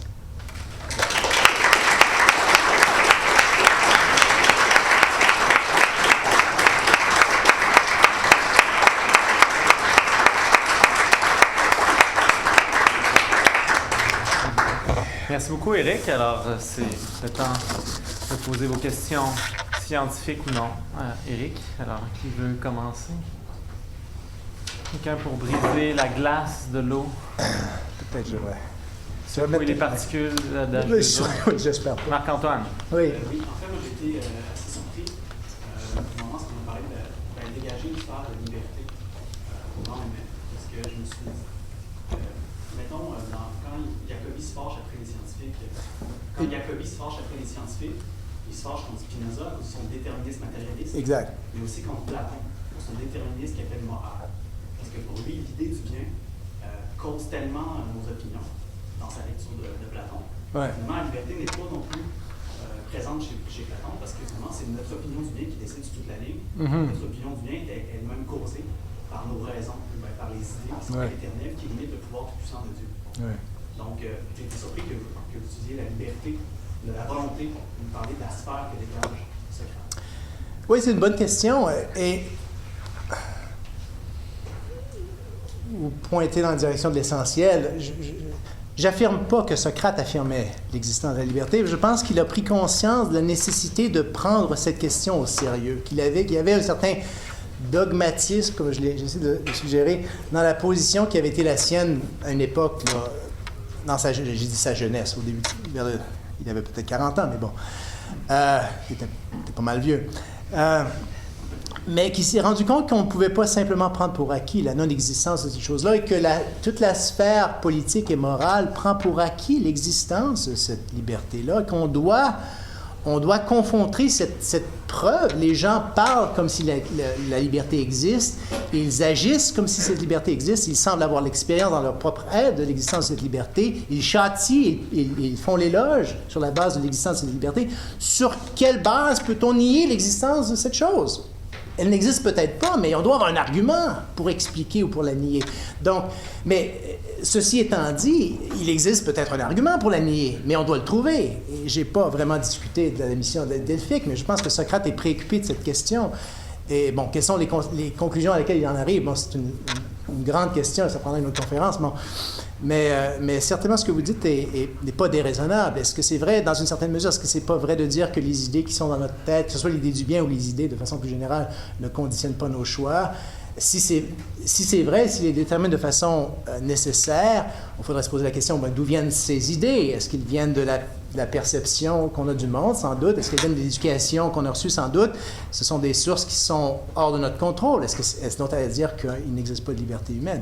Donc, mais je pense que Socrate s'est rendu compte qu'il était dogmatique, qu'il s'est rendu compte qu'il devait prendre en compte la preuve apparente de l'existence de la liberté qu'on retrouve au cœur de l'expérience politique et morale de la condition humaine. Et donc, c'est ce qu'il a fait. Il est allé sur la place publique, alors jusque-là, il négligeait complètement les humains. Pourquoi m'appelles-tu à être éphémère? Il s'en fiche. Il se fiche de Strepsiade. Il n'y a rien à foutre de Strepsiade. Mais il se rend compte qu'il a besoin de... Et il était conscient, Socrate, que de faire ça, ça allait lui causer des problèmes. D'ailleurs, il appelle cette seconde traversée, il l'appelle la seconde traversée. Pourquoi la seconde traversée? C'était en référence des Grecs parlaient de la première traversée comme la traversée à la voile. Tu sais, quand ça va bien, tu as du vent puis tu n'as pas besoin de te ramer. La deuxième traversée, c'est celle quand tu rames. Tu sais, c'est beaucoup plus difficile, moins efficace et l'arrivée à bon port est moins certaine. Et c'est ça qu'il témoigne également il témoigne d'un certain doute quant au succès de la seconde traversée en l'appelant la seconde traversée comme ça. Mais vous avez tu as absolument raison de soulever cette question-là. Je présuppose pas d'une conclusion d'un côté ou de l'autre, mais je pense que c'est ça. Donc, la question doit être posée. Quelle est la réponse? Oui, tu vois, oui. Dans sa première vie, Socrate, Socrate se rend compte que la cause première va toujours avoir une autre couche qui va empêcher. Pourquoi est-ce qu'il n'y a pas la crainte de faire exactement la même chose pour la cause première du côté humain? C'est-à-dire, c'est la liberté, mais de trouver pourquoi est-ce qu'on a la liberté, puis s'opposer éventuellement à chaque couche, puis avoir le même problème de l'autre. Oui, si c'est la liberté, mais je pense Socrate, je pense, a pris conscience du fait que notre capacité à connaître de façon certaine la cause ultime est très limitée, et ça dans tous les cas. Y compris dans le cas de l'âme humaine. D'ailleurs, ce qu'on a dans le corpus de Platon, c'est que Socrate continue d'avoir des conversations avec ses concitoyens jusqu'à la toute fin de sa vie. Socrate, si on regarde l'ordre des dialogues, il y a l'apologie, il y a le tête-à-tête, le dialogue sur la science. Et entre le tête-à-tête et l'apologie de Socrate, donc à la toute fin, juste avant le début de son procès, il y a l'eutyphron. Socrate a une conversation sur la nature des choses religieuses avec un individu à la toute fin de sa vie. Et ça laisse entendre qu'il n'avait peut-être pas entièrement prouvé ce qu'il voulait prouver, ce qu'il voulait trouver. Il n'était peut-être pas convaincu qu'il l'avait trouvé, ou à tout le moins que la preuve qu'il avait pu accumuler, qui était nécessairement une preuve expérimentale, était suffisante pour avoir la certitude que la conclusion à laquelle il en était arrivé était correcte. Donc, Socrate, c'est vrai, je pense, chez Platon aussi, quoi qu'on le voit, parce que la surface de Platon est tellement dogmatique qu'on peut perdre de vue cet aspect-là, mais Socrate était tellement ouvert d'esprit et tellement conscient, on pourrait dire, des limites de notre capacité à connaître les choses. D'une part, il voulait connaître, il avait un désir profond, vraiment, de connaître, mais en même temps, il était profondément conscient des limites de notre capacité à connaître les choses. Et c'est ça que je pense que c'est peut-être la chose la plus importante qu'il a à nous enseigner là-dessus. Vraiment une espèce de se libérer du dogmatisme, je pense, en matière de science, en matière de connaissance, de prendre conscience du degré d'ignorance dans lequel on se trouve et même du degré d'ignorance dans lequel on ne peut que se trouver, même un Socrate, même un Platon. Mais c'est une bonne... À la fin de chaque question, c'est une bonne question, ouais. C'est une bonne question, vous avez raison. Oui. Je ne sais pas, y a-t-il d'autres mains? Bernard? Oui. Vous venez de dire qu'on ne peut que se trouver. Qu'on ne peut... Socrate aurait dit ça. Qu'on ne peut... L'état dans lequel on ne peut que se trouver. Je peux comprendre cette phrase-là. Je l'ai peut-être dit, là. Donne-moi les mots qui sont venus juste avant et après pour que je ne me rappelle pas exactement. Okay. On ne peut que se trouver. Oui. Qu'est-ce que j'ai dit ça? Je sais pas. On ne peut que se trouver. Oui. OK. Ce que je voulais... Oui, OK, d'accord. Non seulement l'ignorance dans laquelle on se trouve comme individu, tout le monde, quand nous naissons, on est éduqué. Bon, le début de l'éducation, c'est de prendre conscience à quel point on est ignorant des choses, mais de prendre conscience également que la condition humaine elle-même est caractérisée par une certaine limite quant à ce que nous pouvons connaître, et de prendre conscience de ça, que même les plus grands penseurs, Platon, Socrate, se heurtent à ces limites. Et donc, et à cet égard-là, il y a chez Platon une espèce d'enrobage dogmatique qui ne rend pas justice à cet élément-là qui est ultimement, je pense, plus important, qui est l'élément socratique, si on veut, mais qui est également l'élément platonicien, qui est plus important et duquel, je pense, on peut apprendre comme individu, prendre conscience du caractère de la condition humaine sur le plan de la connaissance. C'est ce que je pense que c'est la raison pour laquelle j'utilise cette phrase-là. Oui, c'est ça. Parce qu'il était conscient de ses limites. Absolument. Il savait qu'il ne savait rien. Absolument. Il le savait, je pense, à la fois concernant les quantités morales, si on peut dire, mais aussi sur les questions de science. Je pense que quand on lit l'Apologie, on a tendance à penser qu'il parle juste de choses politiques et morales. Il ne sait pas qu'est-ce qu'est la justice. Bon, c'est vrai, mais je pense qu'il ne faut pas oublier non plus l'autre aspect qui est là également, je pense. Bernard? Ah, toi, oui. Oui. À chaque fois qu'on se voit, tu m'apprends des choses. Ben, c'est une bonne... Oui. Tu m'apprends de belles choses, merci. Oui. Peux-tu m'apprendre encore une petite chose? Oui, dangereuse entrée en matière, oui. C'est parce que, tu dis, Socrate a réalisé que la science de la nature, c'est impossible. Alors, j'ai fait subir à certains jeunes ici l'étude de la physique d'Aristote. Ouais. Est-ce que je me suis fourvoyé? Est-ce que je devrais rester ici? Non. Non, elle n'est pas... Oui, plus des physiques. Les philosophes qui sont issus de Socrate, oui. ils ont écrit sur la science. Timée, Platon, et même oui, absolument. Les stoïciens ont parlé de l'étude de la nature. Alors, oui, absolument. Non, mais j'ai pas... Socrate, plus de science, c'est ça. Non, absolument. Non, tu as raison. Non, je limiterais que la connaissance de la cause ultime, entendue en cause matérielle, qu'on n'a pas accès à ça. Ça ne veut pas dire que toutes les formes de science de la nature sont impossibles, mais je pense que quand on lit de Phédon, quand on lit... si tu veux, l'autobiographie de Socrate, on se rend compte d'une part que Socrate en est venu graduellement à prendre conscience de la différence entre ce qu'Aristote appelle les 4 causes. Bon, j'imagine que vous en avez parlé dans votre... un tout petit peu, non, oui, tout le cours, c'est ça. Donc, la cause matérielle, la cause efficiente, la cause formelle, la cause finale. Bon, et on se rend compte que Socrate prend conscience, il nous indique comment il prend conscience, et c'est un des thèmes que je n'ai pas abordé du tout dans la conférence, de la différence de ces causes-là, prend conscience de notre incapacité à atteindre la connaissance de la cause matérielle, de la cause efficiente ultime, mais prend conscience de l'importance de ce qu'Aristote appelle la cause formelle. La cause formelle est peut-être la cause qui nous est la plus accessible, c'est-à-dire le caractère donné des choses. Et il est possible d'avoir une science de la nature si l'accent est mis sur le caractère donné de la réalité naturelle, et donc d'essayer de simplement avoir une espèce, on peut utiliser le terme phénoménologie, une espèce de phénoménologie du monde naturel, décrire de façon plus adéquate ce qui nous est d'une certaine façon déjà donné, ce que nous connaissons d'une certaine façon déjà, mais pas suffisamment clairement. Donc, une articulation plus claire, plus adéquate de ce que nous percevons déjà de la réalité empirique. Ça, cette science de la nature-là, elle est possible, elle est très importante, elle est très valable. Par exemple, récemment, je faisais un groupe de lecture sur la description, la conception. Qu'est-ce que le temps, dans la discussion du temps dans la physique? Ben, Aristote nous donne une explication qui... En fait, tout le monde sait ce qu'est le temps. Nous savons tous ce qu'est le temps. Mais en même temps, si je vous pose la question, qu'est-ce que le temps? C'est difficile. On le sait et en même temps, on ne le sait pas. Et donc, l'activité scientifique consiste à clarifier ce que nous savons dans un certain sens déjà, mais qu'on ne sait pas suffisamment, qu'on n'a pas articulé de façon suffisante. Ça, c'est tout à fait possible. Ça, c'est tout à fait valable et absolument essentiel. Mais je pense que si on lit, par exemple, le premier livre des métaphysiques, Aristote donne une espèce d'histoire de la science naturelle et tout ça.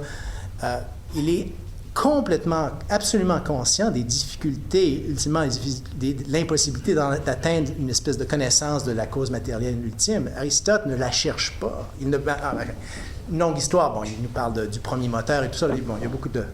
Mais sans entrer trop dans les détails, la physique est possible, une physique phénoménologique est possible, je pense, du point de vue d'Aristote. L'importance de la cause formelle ou de la forme, je ne sais même pas si on peut parler de cause au sens strict de la forme, et donc de la description, ça c'est tout à fait possible.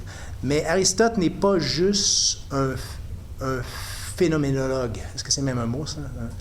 En ce sens qu'il est d'une part conscient de son incapacité à atteindre la cause efficiente matérielle ultime, d'atteindre une connaissance de cette cause-là, mais il est également conscient du problème que ce fait-là pose pour l'activité scientifique. Parce que si on réduit la science à la phénoménologie, on n'a aucune base sur laquelle être confiant que les choses qui nous entourent, les choses naturelles, ont une permanence quelconque. Je veux dire, quelle confiance est-ce qu'on peut avoir que dans un instant, tout le monde qu'on connaît va disparaître, pouf!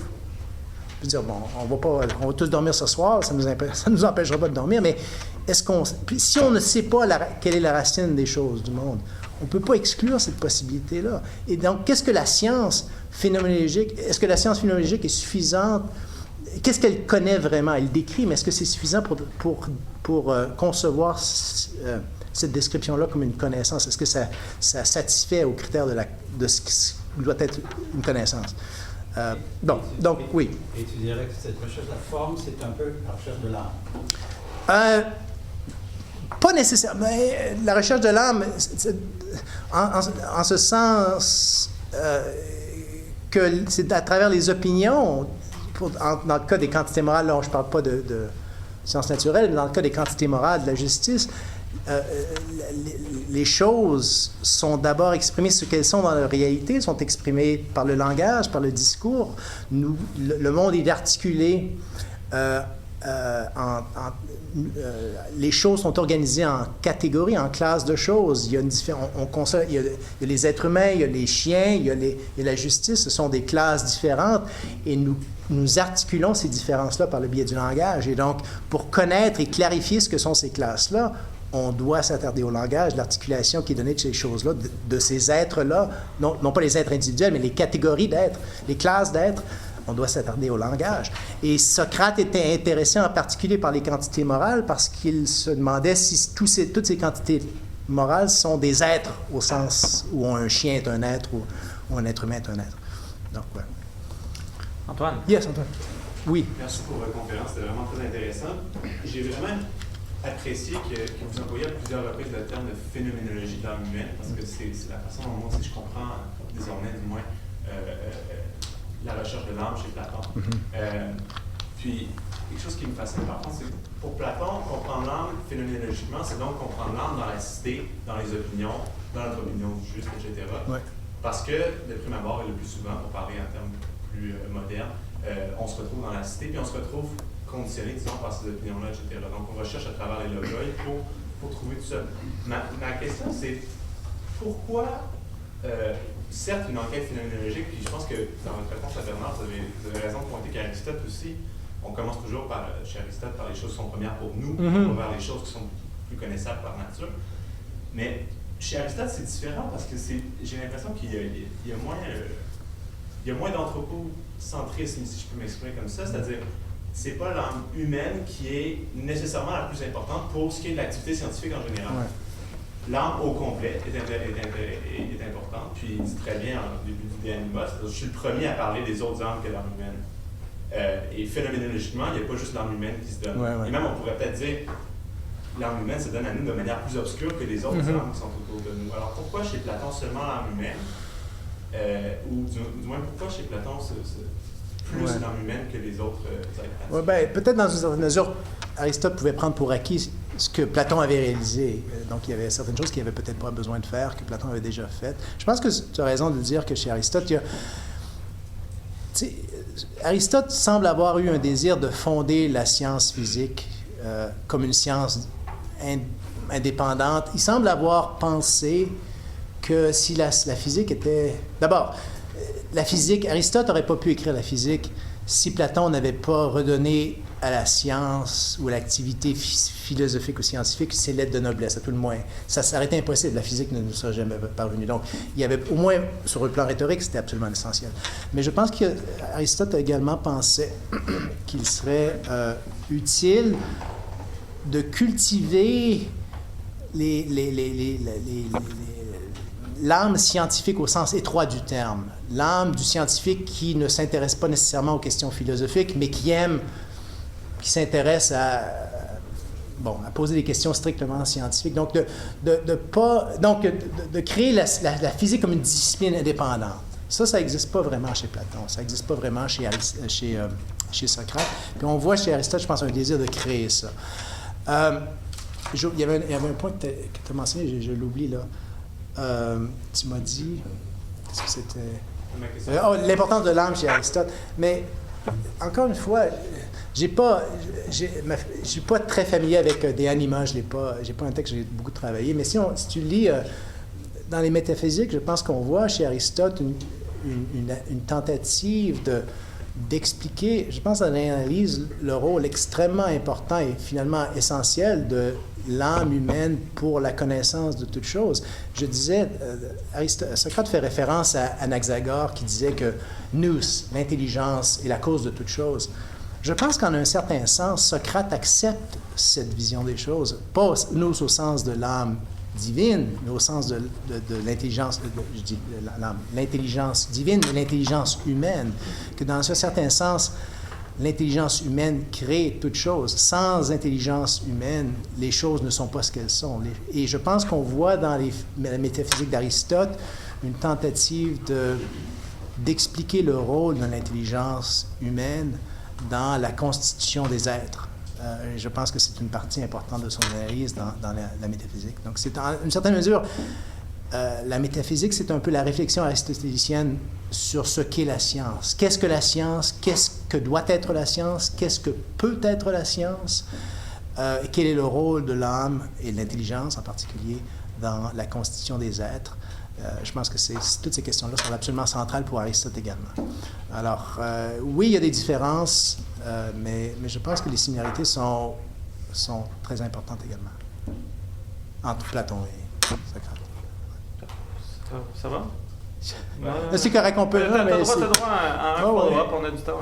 C'est correct. Mais dans la métaphysique, je veux dire vraiment l'âme humaine.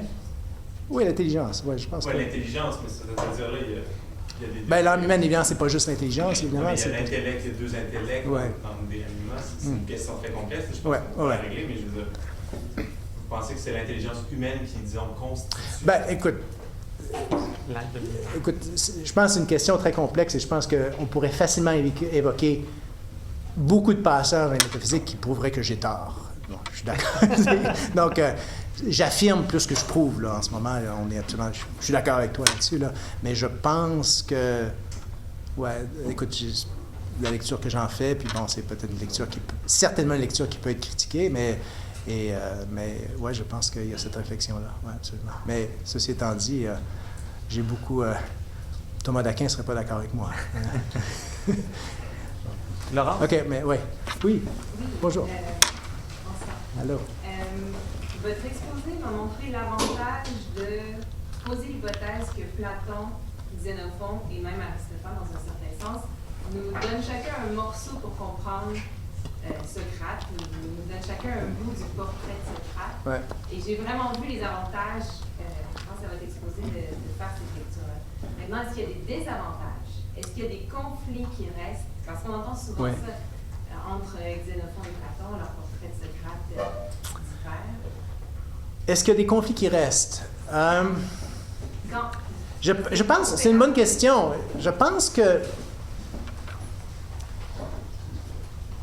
la réponse simple, je pense qu'elle est non. Je pense qu'il n'y a pas de conflit entre Platon et Xénophon. La réponse complexe, c'est évidemment oui. La différence entre les deux est évidente, elle est massive et on doit la considérer. Pour ne mentionner qu'une chose, je pensais qu'il n'y a pas encore personne qui l'a mentionné, la théorie des idées. J'en ai pas parlé, j'ai fait référence brièvement. Bon, c'est massif chez Platon, c'est absent chez Xénophon. Différence importante. Qu'est-ce qu'on fait de cette différence-là? Je dirais que de façon générale, Platon a tendance à donner une présentation tragique de Socrate.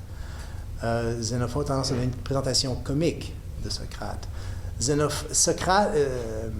Platon aime à présenter la philosophie de façon exaltée, la contemplation de l'idée du bien. Il n'y a jamais de ce genre de choses chez Xénophon. Xénophon présente, plus le sujet est important, plus Xénophon le présente de façon simple, pour ne pas dire simpliste, pour ne pas dire comique. La vertu humaine, bon, on en discute en parlant de la vertu des chevaux, la vertu des chiens. On parle de... Xénophon bon, j'en reste là.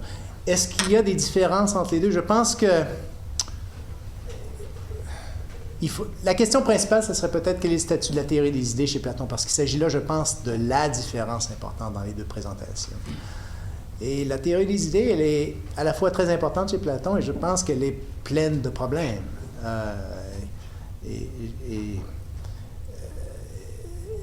Si on lit le Phédon, par exemple, la première impression qu'on a de la biographie que Socrate donne de sa vie, c'est qu'il s'est rendu compte de la difficulté, de l'impossibilité de poursuivre une science naturelle matérialiste, et donc il s'est tourné vers les idées. Sa deuxième traversée, c'est les idées, la découverte des idées. Et c'est une lecture que beaucoup de gens font, et c'est pas pour rien. Là. Je pense que Socrate nous donne cette impression-là. Mais la théorie des idées, d'abord, comment est-ce qu'on conçoit que les choses de ce monde participent aux idées? Comment est-ce qu'on conçoit cette participation-là? Les idées, on nous dit, les idées sont éternelles, elles ne changent pas en aucune façon. Mais comment une idée, les idées sont les causes ultimes des êtres. L'idée du chien est la cause de Fido. Comment une chose qui ne change absolument pas peut être la cause d'une chose qui est caractérisée par le changement? Fido va mourir, Fido est né. Comment est-ce qu'on explique ça? Y a-t-il des idées des idées des choses, des chiens, des idées des caractéristiques, la beauté? Est-ce qu'il y a des idées des relations, l'égalité, l'inégalité? De quoi existe-t-il des idées? Si tous les chiens de la Terre disparaissent demain matin, est-ce qu'il y a encore une idée du chien? Ou est-ce que l'idée disparaît également? Donc, il y a toutes sortes de questions qui se posent qui ne sont pas résolues à nulle part dans le corpus platonicien. Si vous avez déjà lu le dialogue de Parménide, qui traite au début de la théorie des idées, le vieux Parménide pose des questions à Socrate sur la théorie des idées, Socrate n'a pas de réponse. Il lui dit, ça ne tient pas la route. Et Socrate n'a pas de réponse. On peut se dire, il était jeune, il a trouvé des réponses plus tard. Peut-être, mais peut-être qu'il n'y en avait pas de réponse. Tout ça pour dire que la théorie platonicienne des idées, elle existe chez Platon, elle n'existe pas chez Xénophon. Mais est-ce qu'il s'agit là d'une différence fondamentale entre les deux? Est-ce que Platon croyait lui-même que la théorie des idées était vraie? Dans le Phédon, c'est très drôle. On voit que la théorie des idées a au moins, je dirais, deux rôles principaux. Au moins un rôle rhétorique, une valeur rhétorique, c'est-à-dire que elle permet à Platon de présenter le philosophe comme un individu, un être qui est quasi religieux, dont l'activité est caractérisée par une attitude de quasi-contemplation d'un être, l'idée, en dernière analyse, l'idée du bien qui est transcendante, qui est responsable de tout ce qui est bien dans le monde, donc un être qui ressemble à certains égards à un Dieu. Et d'ailleurs, la théorie des idées dans la République, quand elle est introduite, les 5-6, là, c'est le contexte de la persécution de la philosophie. Les philosophes, Adimante dit, Socrate dit, les philosophes devaient être rois, les rois devaient être philosophes, et Adimante dit, voyons donc, les philosophes sont soit inutiles ou corrompus. Hein? Grande hostilité face à la philosophie. Et c'est dans la réponse de Socrate à Adimante qu'on introduit la théorie des idées. On voit quelque chose de très semblable, enfin, pas tout à fait semblable, mais quelque chose qui pointe dans la même direction dans le Phédon. Quand la théorie des idées à un certain moment, les participants dans la discussion deviennent très déprimés. Quand le matérialisme semble triompher, à un certain moment dans la conversation, c'est très remarquable. Les participants sont déprimés.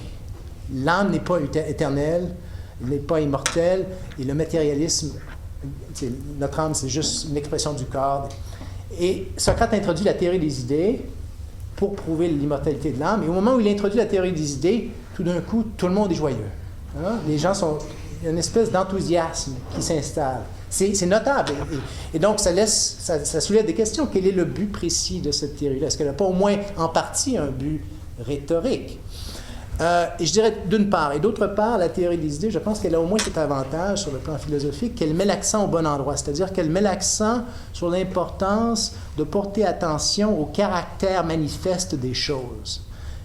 On ne cherche pas la cause matérielle ultime, l'atome ou le sous-atome, ou quoi qu'il soit, qui explique l'être qui nous est donné dans la perception, mais on porte attention d'abord avant tout à la chose telle qu'elle est donnée. Et l'idée, par exemple, l'idée de la justice, nous met l'accent sur le caractère manifeste des choses. Un chien, c'est un chien, c'est pas un paquet d'atomes. Le chien comme chien est un être différent de l'être humain comme être humain. C'est pas vrai qu'on peut évacuer cette différence-là et dire ben, c'est juste des atomes partout, d'hydrogène, d'oxygène, quoi que ce soit. Et c'est pas vrai de dire qu'en faisant ça, on donne une présentation scientifique adéquate de la réalité. Donc, une longue réponse pour dire que la théorie des idées, c'est la différence principale, je pense, entre la présentation de Xénophon et de Platon. Mais la théorie des idées, elle est extrêmement problématique chez Platon. Et pas chez Platon, je pense qu'elle est en soi très problématique. Et donc, ce n'est pas nécessairement un signe que Xénophon était un esprit étroit qu'il ne la mentionne pas. Mais en dernier lieu, je pense que leurs conclusions sur les sujets importants sont les mêmes. Je pense qu'ils sont identiques. Mais... Gérard? Ah, c'était une longue réponse. Salut, Gérard. Moi, je voudrais rebondir sur la question de Laurence. Au fond, je suis assez d'accord avec toi au sujet de ton non et ton oui, au sujet de la différence entre Xénophon et Platon. Mais il me semble que quand on lit les deux auteurs sur Socrate et qu'on les lit avec sympathie, il y a quelque chose qui saute aux yeux, c'est qu'il y a une sorte d'agressivité, je vais parler comme ça, chez Xénophon par rapport à Platon. L'apologie de Socrate de Xénophon, il dit, d'autres ont dit que Socrate a parlé grand, l'égoria. Oui, c'est ça. Il dit, mais moi je vais vous expliquer pourquoi. Ouais. En somme, moi je devine quelque chose comme ceci, Platon vous a fait un show, moi je vais vous expliquer qu'est-ce qui est derrière le show. Le banquet de Platon, il y a un banquet de Platon, il y a un banquet de Xénophon. Dans l'économique, il y a une parodie de la théorie des idées qui apparaît au moins à 2 ou 3 reprises là-dedans. Dans les mémorables, livre 3, 8, là, il y a Aristippe réapparaît, puis on a encore une fois une sorte de jeu où on parodie un peu la théorie des idées. Est-ce qu'il n'y a pas chez Xénophon quelque chose comme une sorte de volonté de décaper, de se moquer le titre des mémorables, qui fait référence au souvenir, mais utilise le même verbe que Platon utilise pour parler du ressouvenir. C'est presque le même verbe. Donc, la théorie. Est-ce que c'est. Oui, c'est l'anamnesis, oui. Dans ce cas-là, c'est apo, parce que sans aller dans la technicité, parce que ça laisse entendre que on s'en rappelle avec une certaine... avec hostilité. Remembering with a grudge, comment on dit ça en français, grudge? Ressentiment, s'en rappeler avec, se souvenir avec ressentiment. Donc, la différence des mots est importante. Je ne sais pas, moi est-ce qu'il voulait est-ce qu'il y a un élément de décapage de Platon dans la mesure où il n'adopte pas le ton de tragédie que Platon a choisi? C'est clair qu'il y a une différence là-dessus. Il est comique, il n'est pas tragique dans sa présentation de Socrate. En même temps, je pense qu'il y a des indications évidentes qu'il considérait Platon comme étant le plus grand disciple de Socrate. On le voit dans les Mémorables, d'ailleurs. Il mentionne Platon à un moment bien précis, je pense que c'est quoi, dans le livre 3, où il indique très clairement que le summum de ce qu'il aurait pu présenter, mais il ne l'a pas fait, ça aurait été une conversation entre Socrate et Platon. Platon était le plus grand disciple. Et je dois dire que là-dessus, Platon est d'accord avec Xénophon. Je suis le plus grand. Et il le prouve, je pense, de façon évidente. Je ne l'ai pas mentionné dans ma conférence, mais dans le Phédon, à la fin du Phédon, j'ai donné une explication qui, à mon avis, est fausse du dernier passage. Socrate dit ses derniers mots, le dernier mot de sa vie. Nous devons un coq à Asclépios. N'oublie pas. Et Nietzsche de dire, bon, tout le monde sait ça, oui, Socrate est un être malade de toute sa vie parce qu'il regardait la mort comme une libération, bon, tout ça. Bon, avec tout le respect que j'ai pour M. Nietzsche, il était dans le champ. Non. Pourquoi est-ce qu'il dit ça, Socrate? Pourquoi est-ce que Platon a choisi de mettre ces mots-là? Il a écrit des livres, des centaines de pages. Pourquoi il a choisi ces mots-là pour être les derniers mots de Socrate? Simplement parce qu'on nous dit au début du dialogue, Platon est malade. La dernière pensée de Socrate sur cette terre, c'est Platon. Platon est malade, et il est très malade parce qu'il n'avait pas été malade. C'était pas juste un petit rhume, une sniffette, là. Il aurait été ici, tu sais. Il n'est pas là, il est malade, le futur de la philosophie est en danger. Alors, c'est à ça qu'il pense. C'est une façon très gracieuse, je pense, de dire, c'est la dernière chose à laquelle il est pensé, c'est moi, et le futur de la philosophie. Alors, sur ces questions-là, ils sont d'accord. Platon est le plus grand. Il est plus grand que Xénophon. Donc, sur la question, pour un autre point, tu parles de l'apologie, des deux apologies. Oui, je ne sais pas. Dans les deux apologies, Socrate talks big. Il parle, certainement dans l'apologie de Socrate aussi. Et je ne pense pas qu'il aurait voulu décaper Platon sur cette question-là pour la simple et bonne raison que Xénophon n'était pas à Athènes quand le procès s'est déroulé. Alors, il est forcé de faire appel au témoignage des autres parce qu'il ne sait pas ce qui est arrivé. Il n'était pas là, il était en Asie.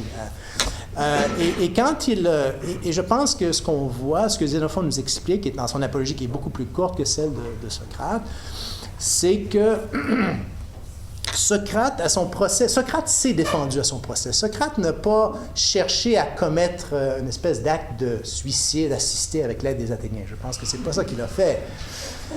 Il a cherché à se défendre, mais il a cherché à se défendre, il était prêt à se défendre seulement sur la base d'arguments qui ne ferait aucune concession à la vision selon laquelle la philosophie est une activité impie, une activité disgracieuse, une activité injuste. Et donc, s'il pouvait non seulement ne pas faire aucune concession à cette idée de la philosophie, mais de forcer son auditoire à reconnaître qu'il était au contraire quelqu'un de très juste, de quelqu'un de très pieux, s'il était capable de se défendre et de se survivre sur la base d'une telle défense, il était prêt à le faire. Mais évidemment, cette défense-là n'était pas la meilleure, la plus efficace possible, et il a échoué. Je pense que le caractère des deux défenses est tout à fait... Xénophon nous décrit ce que Platon nous permet de voir dans son apologie. Socrate cherche à gagner pour la philosophie, pour lui-même et pour la philosophie, une certaine réputation publique. Et j'ai en tête en particulier la deuxième partie de l'apologie, quand il se parle de lui-même comme d'un Achille qui reste en poste, et cette description-là. Pas le Socrate qui réfute ses concitoyens et les met en beau maudit, mais le Socrate qui est prêt à exhorter ses citoyens à la vertu, qui reste à son poste, qui est le ton public qui est prêt à se faire tasser mais qui reste quand même à son poste. Donc, je pense qu'il y a vraiment une unité dans les deux présentations du procès de Socrate. Donc, moi, je ne vois pas ça, le désir de décaper. Bon, peut-être je m'arrête là, peut-être qu'on pourrait, il y a peut-être d'autres éléments qu'on pourrait mentionner, mais moi je ne le vois pas. Je pense que Xénophon était, ce qui est extraordinaire chez Xénophon, c'est la dernière chose que je dirais, c'était un homme qui avait des capacités extraordinaires et en même temps qui est prêt à vivre dans la postérité, dans l'esprit de la plupart des gens comme un imbécile. Et ça prend une force de caractère extraordinaire, ça, pour d'avoir ce degré de capacité et d'accepter que presque tout le monde va penser que je suis un con. Tu sais. Et dans la mesure où ils ne penseront pas que je suis un con, c'est parce qu'ils vont voir que j'ai été un homme politique qui a eu du succès. Ils vont croire que c'est ça qui est important et impressionnant chez moi. Alors, ce qui est important et impressionnant, c'est que j'ai compris l'essence de Socrate. J'étais un philosophe, j'ai compris. Mais ils vont me permettre de devenir un être immortel à cause de ces choses moins importantes, l'activité politique, parce qu'ils pensent que ça, c'est important. Il y a quelque chose d'extraordinaire là-dedans. Mais tout ça étant dit, je pense qu'il reconnaît OK, il n'était pas aussi grand que Platon, mais ça veut juste dire qu'il fait partie d'une catégorie de gens qui inclut tous les êtres humains qui ont vécu jusqu'à aujourd'hui. Personne n'est aussi grand que Platon. Platon, en tout cas, peut-être Shakespeare, là, je veux pas... Bon, je sais pas, là, il y en a peut-être quelques-uns, là, mais il n'y en a pas beaucoup. Alors, ça prouve pas grand-chose, ça. OK, c'est assez. Est-ce que je peux... Oui. Je peux poser une question? Ben, je sais pas. Mais je manque d'eau, là. Je parle trop longtemps. C'est moi qui décide, là. Je prends 7 minutes, c'est bon. Peut-être une clarification, puis après une question. J'essaie de décrire ce que tu nous as dit là, très rapidement. Tu nous as dit qu'au fond, Socrate a commencé sa carrière de connaisseur ou d'homme scientifique en cherchant les causes ultimes de la nature. Et il était déçu, il s'est aperçu qu'il ne pouvait pas trouver ça. Et donc, il serait tourné vers les choses humaines en espérant mieux connaître les choses humaines que les choses de la nature, en particulier l'âme humaine qui était son objet. Parce que quand il s'est tourné vers les choses humaines, c'était pour l'âme humaine, c'est ça? Connaître l'âme humaine, connaître les choses humaines, connaître les choses telles qu'elles sont, dans la mesure où le discours exprime ce qu'elles sont, mais aussi, je pense qu'il n'avait pas tout à fait perdu son intérêt pour la question de la cause ultime, parce qu'il était préoccupé de la question religieuse que j'ai mentionnée. Est-ce que la source ultime des choses, c'est Zeus ou l'équivalent de Zeus? Ça aussi, c'est une question qui lui restait en tête parce qu'il était conscient. Donc, ça demeure une préoccupation dans sa mission delphique. C'est une préoccupation. Donc je ne détourne pas le sens de tes propos si je dis qu'il s'est tourné vers... Le tournant socratique, ça a été un tournant vers les choses humaines dans l'espoir qu'elles soient plus connaissables. Quoiqu'elles ne sont pas ultimement connaissables, elles sont plus connaissables que... Elles sont plus connaissables, d'abord... Les causes ultimes de l'âme humaine sont plus connaissables que les causes ultimes de la... Oh non, les causes ultimes de l'âme humaine non plus sont pas...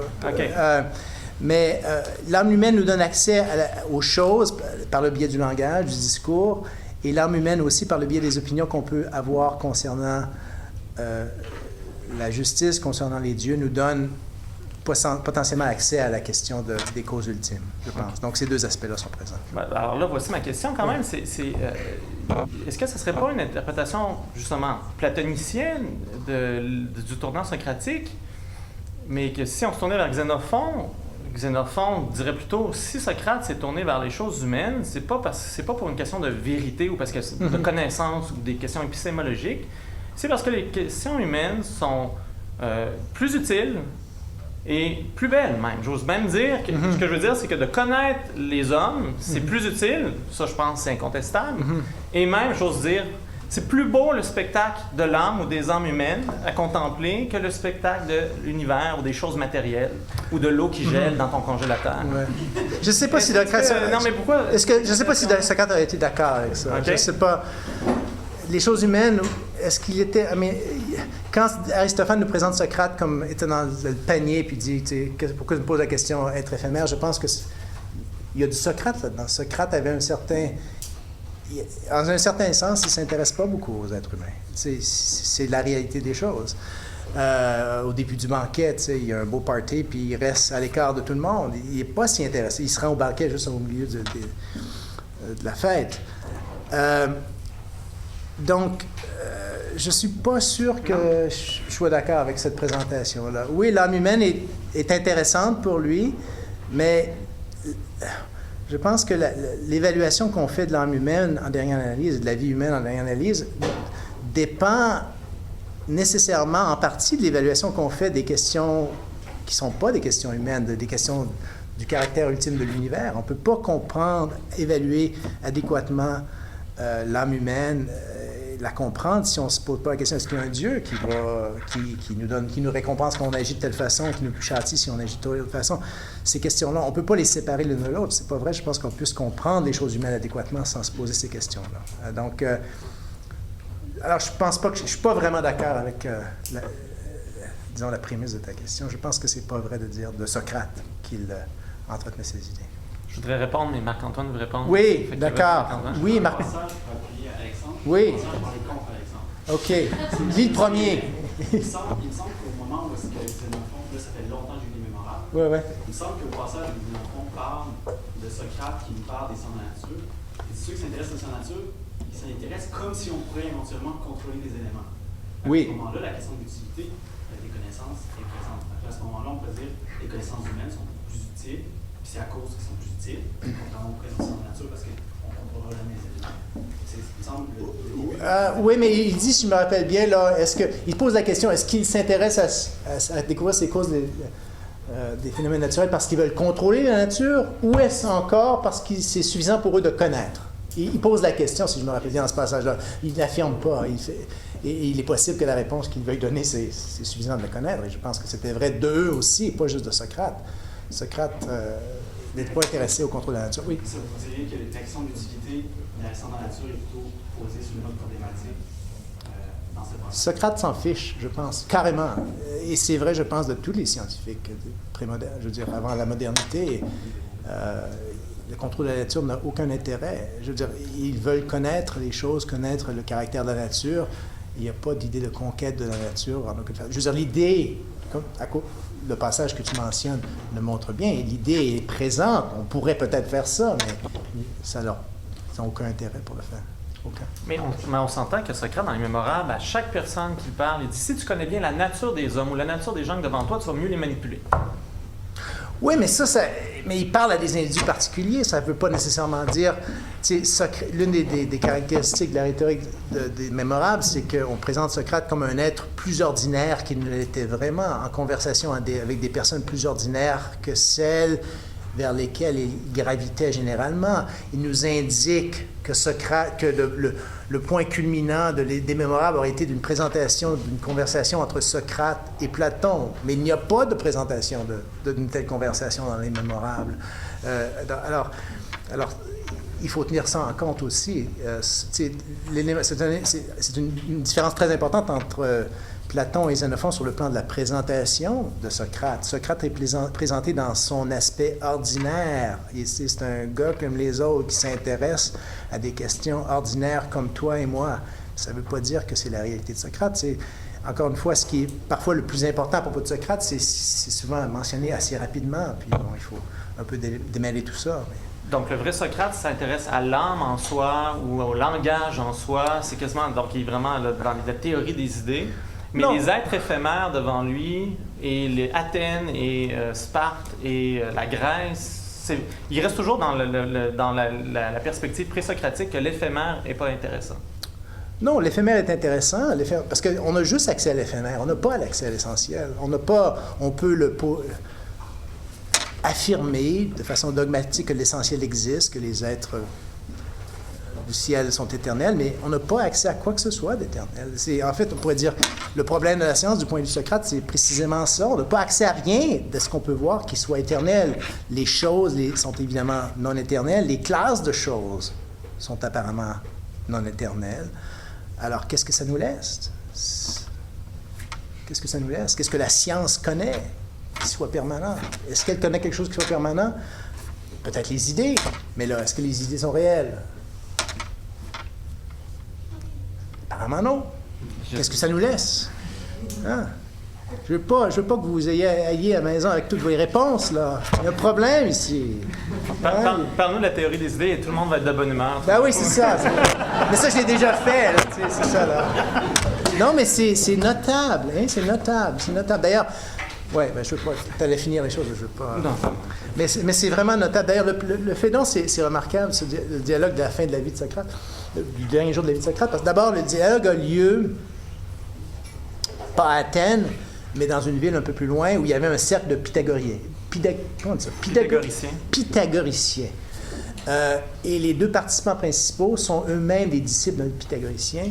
Et c'est très clair, je pense que c'est très clair que on voit d'abord le message socratique qui commence à se répandre, et on voit que ce message socratique reçoit une oreille particulièrement attentive dans des cercles quasi philosophiques qui ont une affinité avec certaines des doctrines platoniciennes.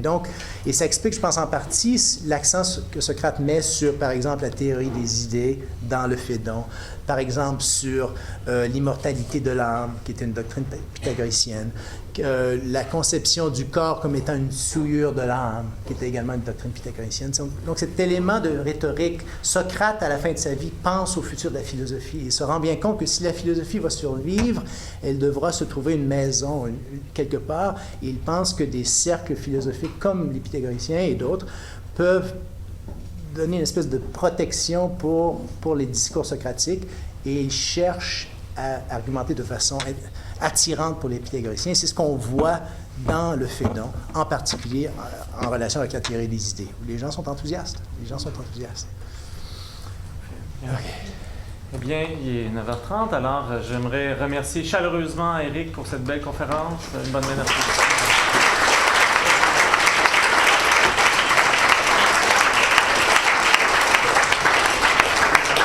Merci à vous d'avoir été là. Ceux qui veulent se joindre à nous, nous allons à la maison mexicaine, la Casa Mexicana, sur la rue Mirande, prendre un verre. Vous êtes bienvenus. On se retrouve là.